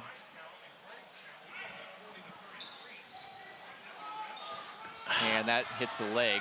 That should go to, it's Oskaloosa basketball. Critical point in the game for Oskaloosa, down 9 with 1:43 left. Well, I talked about that first 4 minutes of the third quarter. Now the teams were even after the first 4 minutes. It's been Grinnell the last 2 trips that has gotten Oskaloosa here with McKnight down low. Yates looking to inbound, running out of time, lobs it in for Moore. He makes the catch on the drive, attacks McKnight. No foul call, and the rebound by Allen. I think that's a good no call, by the way. Yes, it was. McKnight went straight up, held his arms up. Here is Mitchell. Mitchell puts it on the deck, and his cross-court pass is stolen by Cruz, and Oskaloosa Go, Ryan, run get out. down there. Here is Yates to Cruz at the top. He'll drive, attacking McKnight, and gets the hook shot to go. Boy, he is good at all kinds of runners, isn't he? Yeah, I know. He's a bigger guy on the floor, but he is able to finish with moves like a guard. 40-33, Oski down 7. Grinnell has the lead. They get it to McKnight inside, working on Henry. He got a little bit of help, but still finished. Tough assignment for Henry. He was doing his best, banging on him there. Yeah, I don't know what you do. When those two guys are clicking, there's not a lot of answers in the book. 42-33. Here's Cruz again all the way. This one's strong, but Henry the rebound, misses the lay-in, and the rebound to Hull. And then they throw it away, going on the other end. It'll go to Oskaloosa, 42.8. Back and forth action we go. 9 turnovers for Oskaloosa, 8 turnovers for Grinnell. Turnover matchup is dead even, and for Oskaloosa, it's about executing and making shots on the offensive end of the floor. Well, they've gone at McKnight. You can't fault them for that. No, they absolutely have been almost every trip down trying to test him. And this ball tipped. Jake Hull is playing a great quarter of basketball, especially for a freshman. He has been a difference maker. He's been in on 3 or 4 steals. He's got 3 steals, and he's poked away a couple other passes as well. Also got 5 rebounds and 6 points off the bench. Cole Henry's got to be more aggressive in there, wanting to get the ball. Cruz outside the arc. He's got the ball. Does Henry over to Cruz. Cruz again off glass, a little short, and that's going to be a foul over the back on Henry. For Henry, I believe that's 2. That's the 4th team foul. 20.2 seconds to go. Coach Parker, again, not pleased as Nunnekoven will be replaced by Tucker. But I think Oskaloosa's maybe looking for Spencer to launch a couple threes here. Just to try to get something going. Now, if you recall, about this time was when Ryan Parker picked up a technical foul in that Grinnell game. And then Oskaloosa went on a tear. I'm not saying that's what you should do now, but Oskaloosa about woke up at this time. They're down 9 here. Allen crossover, finds Mitchell. He'll take a 3 from the left wing. Finally gets 1 to go. It was a matter of time. At the horn, off the front of the rim, Spencer Tucker nearly made it from 70 feet. Instead, though, Grinnell gets 3 more at the end of the quarter, and they have a 45-33 lead after 3 quarters of play. We'll take a short break, be back with the 4th after this on the North Coast Network.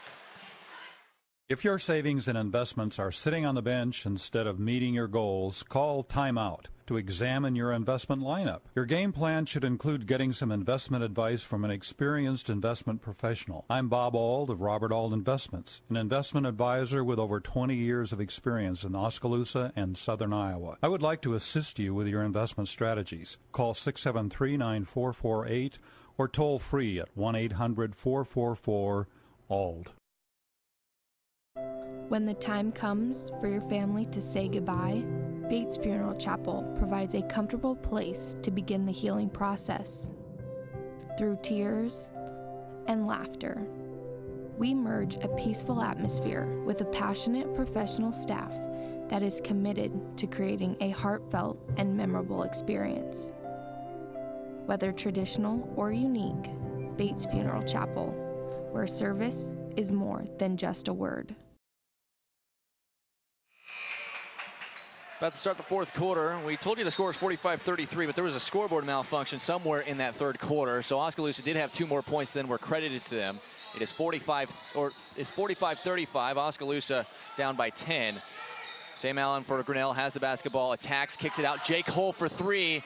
No good. McKnight, weak side rebound, goes back up and scores it. Strong move by Cade McKnight, and they're up 12, 47-35 in the early stages of this. And there's a travel on the spin move. 10th turnover for Oskaloosa, but turnover's not necessarily been the biggest factor because Grinnell's made 8 of their own. And neither team has really capitalized too much on each other's turnovers. It's been Grinnell just executing down low and been able to get some good looks as Allen ran out of real estate, kicks it out, gets it back. Working on Yates, good team defense by the Indians. Hull loses it, and Cruz takes it away. Cruz gonna attack Raudebusch, draws contact, leaves the shot short, but he'll go to the line for 2. 7:15 to go. Fouls haven't really been that big of an issue either. That's the 3rd team foul on Grinnell, the 2nd on Luke Raudebusch, and it'll be 2 shots for Cruz at the line. Remember, this is right in the same wheelhouse of time. Oskaloosa was in the middle of erasing a 19-point deficit to make it just a 1-point game. But they're going to have to get something going offensively, and Cruz misses the first free throw. He is 2 for 5 at the line tonight. Yeah, and it's tough to get back in a ball game when you're not hitting your freebies. Well, especially when nothing else is really going down for him. Second one is good. He's got 18 points. He is pretty much single-handedly keeping Oskaloosa afloat offensively. 47-36, Grinnell by 11 with the basketball. It's going to be a big win for either of these teams. Spencer needs to take a few chances out there for some steals here. McKnight over to Ethan Mitchell, who finally got a 3 to fall. Here's Hull, open look, left wing 3, and that's off the mark. Yates the rebound. Not a very good shot for Grinnell. Hull's been trying to press it a little too much. With an 11-point lead. Here is Henry, drops it off for Moore, lays it in. Nice pass. Good look by Cole Henry off to Jack Moore. Oskaloosa pulls to within 9. That's just a high IQ basketball play there from Cole Henry. Saw the defense collapse and found the cutting Moore, and Coach Scott Sharp isn't going to let it get any further. He's going to call a 30-second timeout. Grinnell does have a 9-point lead, 47-38. Now, what adjustments offensively? I mean, defensively, sure, taking chances and trying to get the ball out of Grinnell's hand, but offensively, something else has to work besides Jared Cruz taking it pretty much exclusively. Well, we got to just knock down a 3. I mean, somebody's got to pull up and knock one down. There's some open 3s available. If you get it inside and our big guys look to kick it out, we just got to shoot it and hit it. 47-38. Oskaloosa's been pretty cold outside. Grinnell has been too, but Ethan Mitchell hit a big one to end that 3rd quarter to give Grinnell a double-digit lead as we head to the break between the 3rd and the 4th quarters. Now Oskaloosa playing defense, would like to get a couple more stops in succession and a couple scores and all of a sudden get it a 2-possession game. We got a different ball game here. 47-38 Grinnell. I think Coach Parker is just trying to find a combination that will click right now. They're switching on screens at this point. And we got Sam Allen, Spencer Tucker on Sam Allen. We've got to get that switch back. And there's going to be a foul as Moore and McKnight just jockeying, a lot of hand fighting, and Moore just a little too much picks up the foul. For him, that's number 1. And that's the 5th team foul on Oskaloosa. As mentioned, fouls not really an issue for either side. McKnight still has his 3 fouls. Nobody else has more than 2. Here is Raudebusch. Gets it over to Allen, who's guarded now by Jack Moore. Allen pulls it back about 35, 40 feet away from the hoop and gets it over to Hull. Hull, bad pass, throws it away. Now, for everything Hull has done right, he's started to rush it offensively and has caught his team 1 turnover and 2 bad shots. I think that's 2 turnovers. He threw one away there on a semi-break. So he's kind of showing his youth right now. And they go back to the 1-3-1. They're face guarding Spencer Tucker, basically. Here is a long 2 from Yates inside, in and out. But that's what we got to have. Yep. I mean, we got to knock those down. That was a wide open shot. They've been daring Oski to shoot, basically, as Allen around the defense, can't get it to go. The rebound eventually taken by Hull. McKnight gets it back, and he'll lay it in. Hull and McKnight really working the glass. Here's Cruz on a quick break and transition, and he is fouled from behind by Ethan Mitchell. Mitchell pick up number 2, 4th team foul on Grinnell. 5.5 to go, and it's back to 11 for Grinnell, 49-38. Foster enters, Yates will exit, and we're back to the 3 bigs being out there at the same time. This time the guard combination is Jack Moore and Spencer Tucker. Well, and Jack's going to have to pull the trigger from there. He's got it. He does. Right wing 3. Not this time. Rebound Hull. you're doing everything right. It's just not going in. Yeah, that's what he's got to do.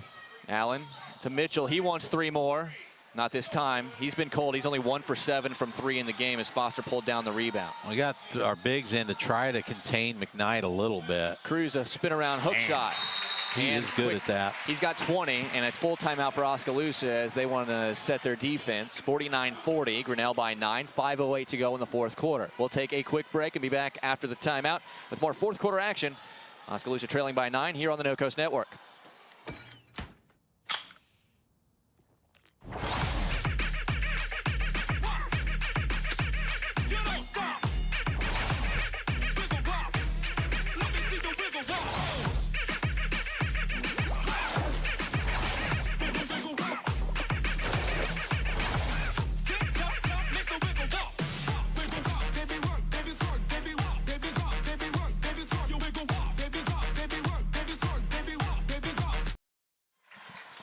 The Oskaloosa cheerleaders getting the Indian crowd back into this one. Grinnell with a 49-40 lead. Both of these teams right at the lower end of this conference, the lower half of this conference, but they're going to be tough outs regardless of who they play in postseason. We'll find out who their district up with in a few days, but most importantly, if both of these teams, it's a big win confidence-wise for either of these teams, but at the same time, you got to answer some questions. And Oskaloosa with Foster, Henry, and Cruz out at the same time, they need to figure out a way to make this rotation work because it gives you the most skill on the floor at any one time. Here is Mitchell over to Scherf. This is the first time Scherf's been in the game in the second half. He's got it on the left wing, guarded by Tucker. Over to Mitchell. Spencer needs to lock down on him and start denying him the ball. If we're playing man-to-man, we can't have one guy let it easy out like that. Here is Scherf over to Hull. They're just rotating the basketball around and trying to kill some time. Here's Allen. Allen will now go on the drive. Up fake, has the ball. Oh, late foul call. That's tough. There was contact on the basketball. There might have been contact on the arm, but for the most part, we haven't seen a call like that made too much tonight. That is the 2nd foul on Jack Moore and 2 foul shots coming for Sam Allen. 49-40. And the reason that hurts so bad is the first one is good. The reason that hurts so bad, Doug, I think, is the fact that you had to play defense for almost 45 seconds there before they even looked at the basket. And then as soon as they do, you're getting called for a foul and 2 free shots. Yeah, it's frustrating. It's kind of like playing Newton. You know, our foot speed, we just can't defensively force any turnovers. Allen misses the second. 50-40. Down by 10, the Indians have the basketball. 2-3 zone, but they really come out and they do not give Tucker a look from up high. Here is Henry over to Moore. Dump it down. They're going to get it to Henry. Oh, the alley-oop was open to Foster. Here's Tucker. They thought about it. Open again. And there's a great pass and a jam. What a pass from Cole Henry. A no-looker to lead Foster for the jam. Nice find by Cole Henry. That was open twice. They eventually found it and eventually got it. 50-42. Xavier sizing that thing up. I would like to see his trap out of that. Here's Moore guarding Allen and gets it out to Jaden Gibson, who's back in the game. Allen goes baseline, gets it over to Scherf, rotates it to Nick Pop, and then a bad pass there by Jaden Gibson, and Henry pokes it away for the steal. The Indians looking to chip away. 3. Here is Cruz into the paint to Henry. Henry will drive now, given space, left hand. Oh, can't get it to go. Foster the rebound, fade away, good. Wow. The Oskaloosa cuts it down to a 6-point game. All right, and I mean, with the way these offenses have scored throughout, his coach, Scott Sharp, calls a 30-second timeout. What Oskaloosa needs to do at this juncture, this is a 4-0 run, but it feels big because Oskaloosa had such a hard time scoring in successive possessions. What Oskaloosa needs to do now is they need to get Grinnell to accelerate a little bit on the offensive end. I can guarantee you Jaden Gibson will not be in the game when we come out of this timeout. The inexperienced, the youth, we've seen him and Hull make some bad turnovers that led to Oskaloosa points. Now at this point, Doug, what do you think? Does Oskaloosa try to jump some cuts, or do they just kind of sit back there and just try to force Grinnell into doing something, or having somebody except Allen and McKnight? I think as big as we are out there, when you hedge the ball screen, you trap it. you just stay there and you trap it and you try to rotate around and you hurry them up trying to make some plays. That's what you got to do right now. There is still, is it 3 minutes left? Yeah. 3 minutes left. So those 2 baskets were big. If Oskaloosa goes down, they're going to milk the clock. Now there may not be enough time to do that. They may still be a little bit aggressive. Grinnell will be looking for baskets. But I would try to hedge and trap and then rotate up to the nearest pass and get them to throw the ball cross court. It's hard to throw cross court because you got to throw over trees. It is still Henry, Cruz, and Foster, along with Tucker and Moore for Oskaloosa. Scherf, Mitchell, McKnight, Hull, and Allen, the same 5 that have been out for most of this second half for Grinnell. Here is Allen at the top, guarded by Jack Moore. Yeah, we got to pick it up here a little bit. I mean, I know there's Moore. This is 3 he's being minutes. closely guarded, but now Allen on the drive. Tough scoop shot, no good. Henry secures the rebound. Okay, Oskaloosa's getting some stops, about 3 in a row. The big fundamental. He thought about the 3 instead. Will drive, 10-footer good. Ah, now we're down to a 4-point game. Cruz is on fire with his little one-hand runners. Yeah, this absolutely has turned into a tight game. Pajama night in the student section, and they're back into it, 50-46. Oski had it within 4 most of the third quarter, but Grinnell got some separation late third. The Oski crowd into it right now. Out to McKnight, well outside the arc. Cole Henry's got to go out there and press him. He's running up, and then we'll pull it back. Get out there, Cole. Make him do something. Jack Moore doing a good job denying, and Foster tips it away, gets the steal, and whoopoo! The jam! Down goes Foster. We got a 2-point ball game. Bad turnovers here for Grinnell, and Allen's going to bring it up and just try to slow it down just inside of 2 minutes to play, and it's all of a sudden a 50-48 game. Allen on the drive, stops the drive, gets it over to Hull, wants it back, we'll get it back. Jack Moore doing a great job on Sam Allen. Man, is he working hard on the defensive end. The best defense Jack's played all year. He's got a 5-second count going. Gets a screen. Allen now still on the drive. Leaves it. Little mid-range shot, no good. Henry the rebound. Hull missed the shot. And the Indians got a chance to take the lead here with 1:30 left. Here is Foster. Right wing 3. Short. Way short. Bad shot. It's a bad shot right off the bat. 1:15 to go. You just got to pass it around. Then you can take that open shot, big fella. 1:05 to go. The big lineup is working for Oskaloosa right now. Coach Sharp burns one of his last 2 timeouts. This one is a 30-second timeout with 1:03 to go. So Raudebush is going to check back in. I think he'll grab Scherf, if I had to guess, or maybe Hull. But they're smart players out there. They want to be able to run clock and then get a good shot, because coming up empty on this possession is not going to work for Grinnell. Grinnell has not drawn enough fouls. The next foul would put them in the 1-and-1s. As you can see, the student section really enjoying the second half worth of basketball. But Oski had him right here the entire third quarter until about 2.5 minutes to go. Then they started playing, kind of lackadaisical on the defensive end, and McKnight was making them pay. Grinnell got it up to a 12-point lead, and Oskaloosa's chipped away, and now all of a sudden, after Allen missed a free throw, Oskaloosa on an 8-0 run here over the last 2 minutes. Scherf is the guy you want to foul here. He's a 57% shooter. Grinnell shoots it pretty well from the free throw line at 67%, with McKnight and Allen their leading free throw shooters. It is Scherf, guarded by Foster, and he leaves it for Mitchell. Oskaloosa's going to play it out for a little bit. Here's Raudebush over to Allen. Trying to get it to McKnight down on the block. Tough pass, but Scherf is able to do it, and then Foster commits the foul. That's okay. And the Oskaloosa coaching staff, Foster looked like he was scared for a second, didn't know why the foul was called, but then Coach Parker immediately put the thumbs up and said, that's fine. Yeah, that was a good job. Foster is, it's weird because his arms are so long and he can cover so much distance. The pass looks like it's wide open, and he can close the gap quick on it. First free throw of the 1-and-1 on the way. Good. How about Scherf, the junior, hasn't scored until right there. That's a clutch free throw to make it a 3-point game, and he'll have one more with 51.9 to go to try to make it a 2-point, or a 4-point game rather. Second one up. Good as well. How about that from Scherf? He looked good. Nice poise by Scherf as he drains too. He didn't play most of the second half, mind you. 47 seconds to go now and counting. Here is Cruz, right wing.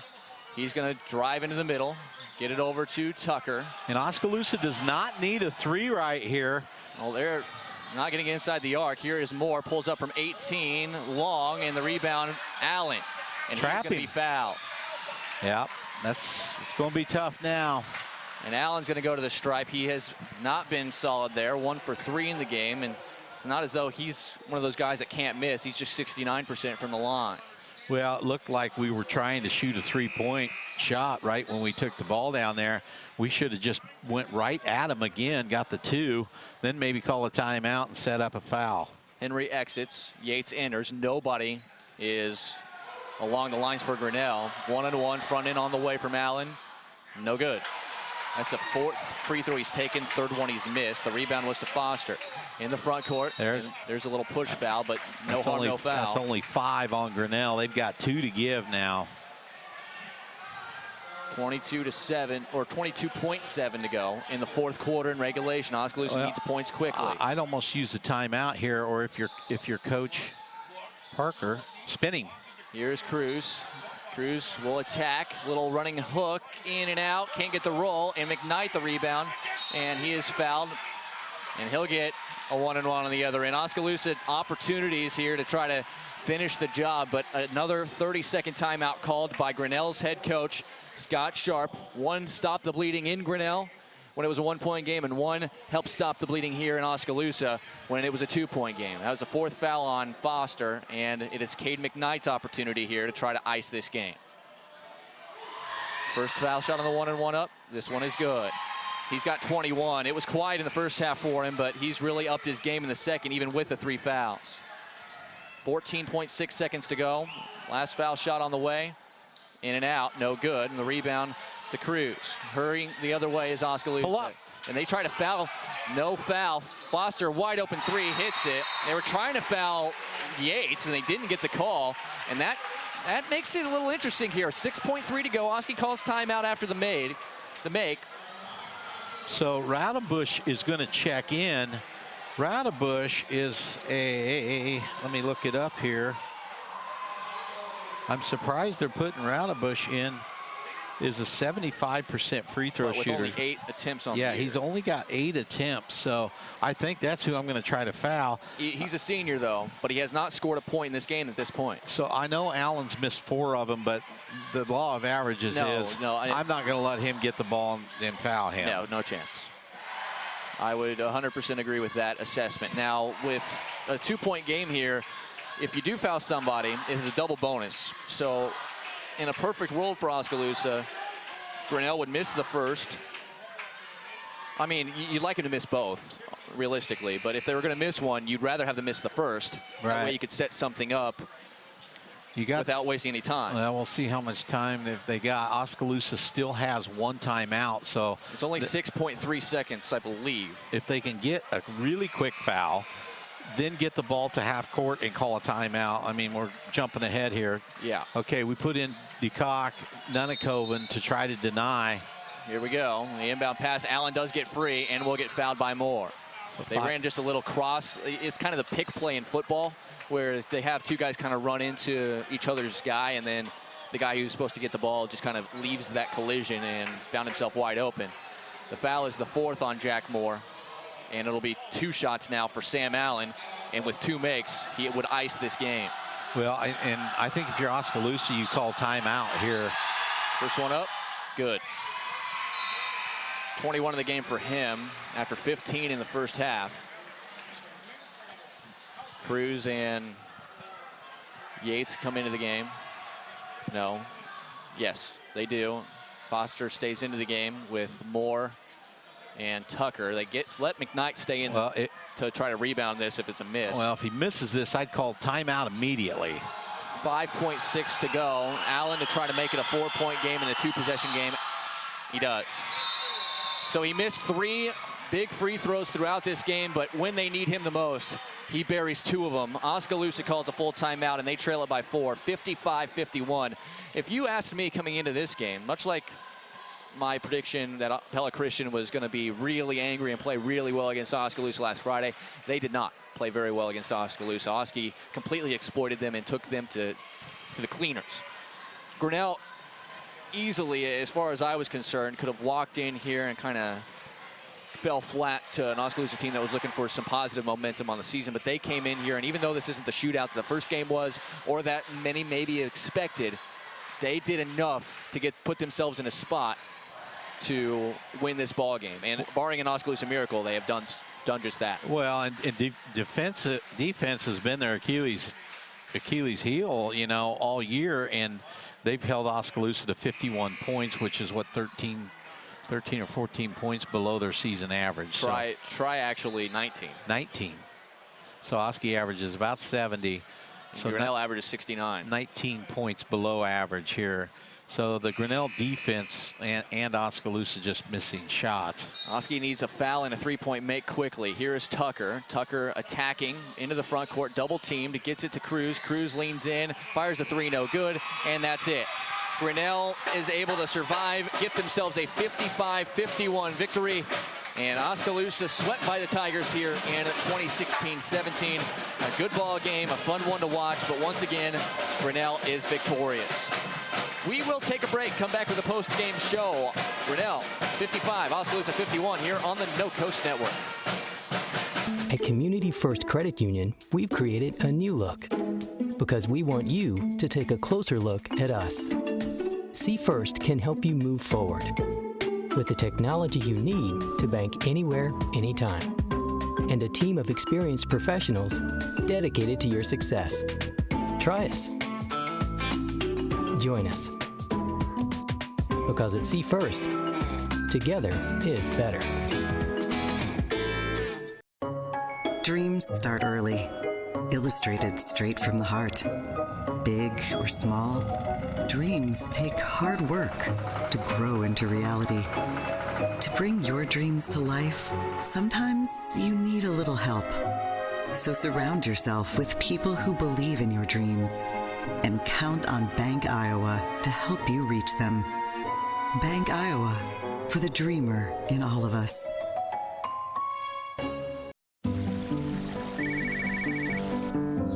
Hi, Tom. Hey, how's the college visit? You remembered. It's good. Does it make the short list? Yeah, I'm afraid so. Knowing our clients personally is what we do. It's okay. This is what we've been planning for. And with over 13,000 financial advisors, we do it a lot. It's why Edward Jones is the big company that doesn't act that way. Contact one of your local advisors today.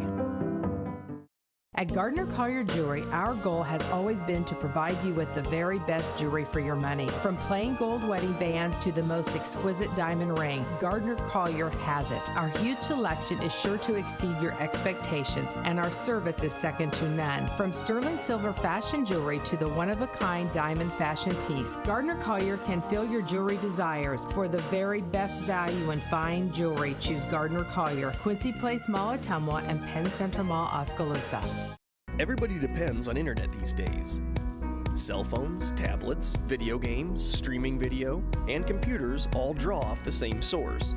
Most services can't provide data fast enough to meet your needs for an affordable price. That's where MCG's Gigabit Internet provides the solution. Our all-fiber network allows near unlimited capacity and reliability, which means you can run more devices faster without losing any of the performance that you need. Mahaska Communication Group, Gigabit Fiber to the world. Our roots are here in the middle of America, where humble beginnings can grow into great opportunities, where hard work and high standards are the key ingredients to success, where honesty and integrity matter. We're proud of our roots, proud to be a part of a community that shares our values, and grateful to our customers for giving us the opportunity to grow.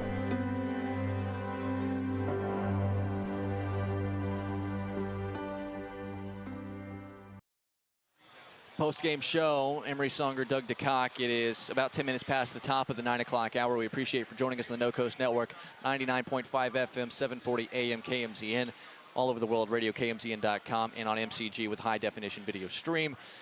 Tonight, it was not Oskaloosa's night. The girls basketball team battled gamely but fell 55-47 and maybe their best effort of the season against the fourth-ranked Grinnell Tigers. But the Grinnell boys, 55-51, they were able to get a win in a game that was not marred by a lot of whistles. The turnover battle was basically even. Both teams had trouble shooting the basketball. It was just a little too much for Grinnell. And I think excellent coaching, especially with the use of timeouts by Coach Scott Sharp for the Tigers. Yeah, he's a master at that. It looks like, knowing when to call his timeouts. He gets some things set up. But, you know, the two seniors are tough to beat. Sam Allen and Cademan Knight, you got to tip your hat to them. They had 20. Well, they might have both had 22 tonight. What do you say? We did a good job on McKnight in the first half and making him kick, and they were missing shots.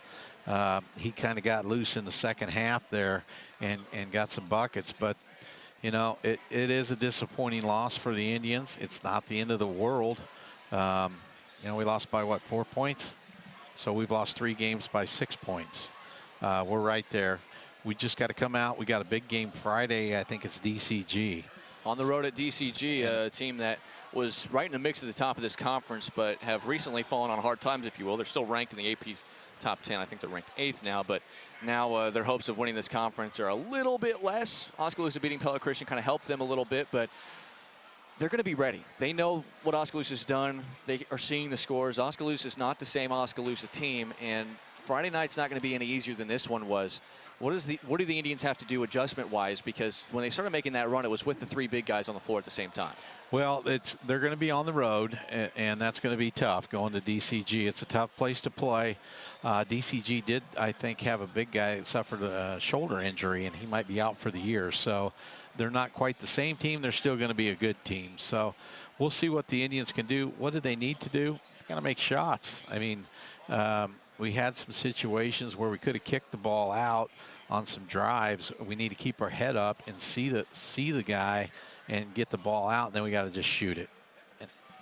Making shots, it doesn't get much easier to talk than that, but it's not as easy as it sounds when you look down there. That was kind of a difference. The difference turned out to be 4 points, Doug. At the end of the third quarter, Ethan Mitchell, who was 1 for 7 in the game from 3, hit his 1 make, which extended it to a double-figure margin going into the fourth quarter. Even though Oskaloosa in the last 3 minutes kind of battled back and made it a 1-possession game, that might be the biggest shot of the game, even from a guy, that was the only 3 points he scored in the game. Oskaloosa has gotten themselves in a point where they're in all these games. They just cannot find the couple of pieces they need to get that W at the end of it. What is missing from that, and what will it take for this young team to finally be able to get over that hump? As you mentioned, they lost by 1 to Norwalk on the road, by 1 here in Oskaloosa to Pella, and then by 4 here in a hard-fought game against Grinnell. Well, I'm not sure. I mean, you're dealing with 8 players that are playing quite a bit and trying to find a rotation. I don't know that you can just say, okay, we're going to play this set rotation tonight. You're out there, and then you rotate them around. You got to kind of get a feel for the game. What's your best lineup? What can I do to exploit their defense or help us? So I don't know what you do there.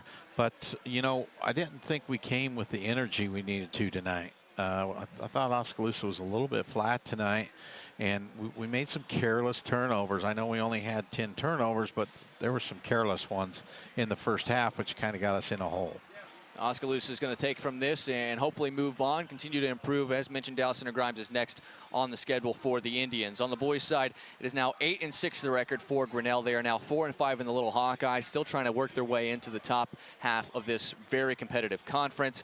On the other side for Oskaloosa, they are now 8-5 overall and 3-5 in the Little Hawkeye Conference, and just looking to try to steal wins, improve their stock, maybe improve their seeding potentially when it comes to the postseason. The districts will be announced later this week. We will be paying attention to who they're paired with, but the more important date, I think, is how they put that all together after they name the districts. Then they have another 2 weeks before you find out exactly who's playing who in the first round and what the bracket will look like as you try to attack it moving forward. So we'll take a short break. When we come back, we will wrap things up as Oskaloosa swept tonight by Grinnell in the girls' game, 55-47, the boys' game 55-51. We'll take a short break and be back to wrap things up after this on the No Coast Network.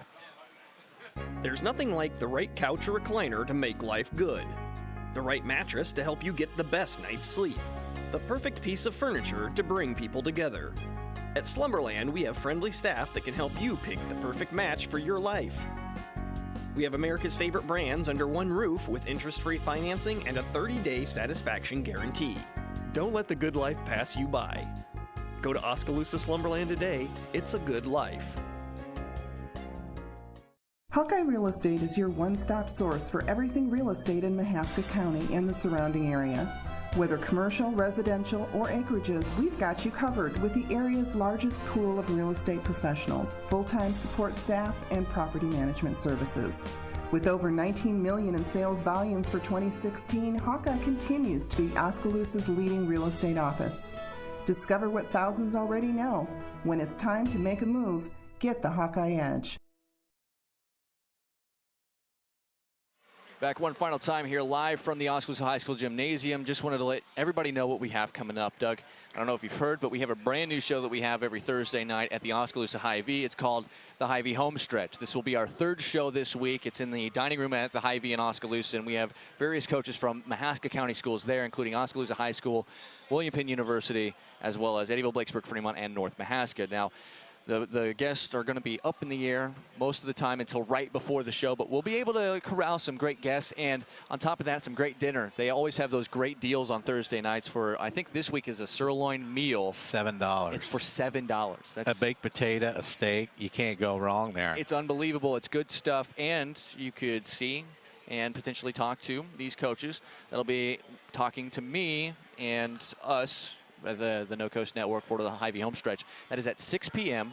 The dinner will be served, I believe it's from 4 to 7 o'clock at Hy-V. Yes. But if you get there before 6 o'clock, you'll be able to watch the whole show live and in person. If you can't get out to the Oskaloosa Hy-V, you'll be able to watch it from the Hy-V on our entire network. You can watch it on KBOEradio.com, RadioKMZN.com with a live HD stream. It's also on MCG Channel 7 every week, Thursday at 7 o'clock. Or at 6 o'clock until 7 o'clock, barring a William Penn game, or you can listen to it as well on 104.9 FM KBOE, as well as 99.5 FM and AM 740 KMZN. Both of those stations also on KBOE. It depends on if there's an Iowa Hawkeye basketball game. If there is, you won't be hearing the home stretch, but that's just something you'll have to touch and go with us. You can find us in so many different platforms. Then on Friday night, we have Oskaloosa traveling to take on Dallas Center Grimes. That is also the game of the week for the No Coast Network this week. So that will be on both 104.9 FM KBOE and on 99.5 FM and 740 AM KMZN. That will be starting around 6 o'clock for the girls tip, right around 6:15. The DCG ranked on the girls' side, ranked on the boys' side. Oski's going to have its hands full again with two tough teams on the road, and you and I will be there, and we'll be trying to track down exactly who Oskaloosa is at this point of the season, and that's the one team we haven't seen yet. What is Dallas Center Grimes? Who was Dallas Center Grimes? What are they going to bring to the table? We'll be able to figure that out on the boys' side, especially come Friday night. My partner, a couple fun games here tonight. Hopefully Oskaloosa can roll some positive momentum into Friday. Yep, you gotta come out and find something out of the game positive, and you know, we're in the middle of the season. We're in the grind right here. As LeBron, I heard saying it in the NBA, they're in the grind. In the high school, you're in the grind here, trying to get to the home stretch. And you know, Oskaloosa, I don't think brought as much energy as they needed to tonight, and came up a little short. Well, we'll see what they can do. The girls' game final, Oskaloosa played very well against the fourth-ranked team in the state, but ultimately fell short, 55-47. On the boys' side, Oskaloosa fell by 4 points, 55-51. We are going to bid you good night. We appreciate you for joining us here, and we hope to see you on the Hy-V Homestretch on Thursday night at 6 p.m. And also, you can check us out on Friday at Dallas Center Grimes starting at 6 as well. For my partner, Doug DeCock, for everybody at the No Coast Network, including the OVP program here in Oskaloosa High School, I'm Emery Songer. Thanks for joining us. You've been watching and listening to the No Coast Network. This has been Oskaloosa basketball on 99.5 FM and AM 740 KMZN and all over the world at RadioKMZN.com. Oskaloosa boys and girls basketball versus Grinnell has been presented by Fairway, Mahaska Drug, TD&T Financial Group, Mahaska Bottling, Craig Ford, Oskaloosa Vision Center, Gardner Collier Jewelry, Hawkeye Real Estate, Cloud Valve Company, Robert Ald Investments, William Penn University, Bank Iowa, Fred's Muffler Shop, Penn Central Mall, Lighton State Bank, Musco, Pella Printing, Brooks First Decorating Center, Community First Credit Union, Dr. Tom Bowie, Oskaloosa Area Chamber and Development Group, and Wendell Campbell State Farm Insurance.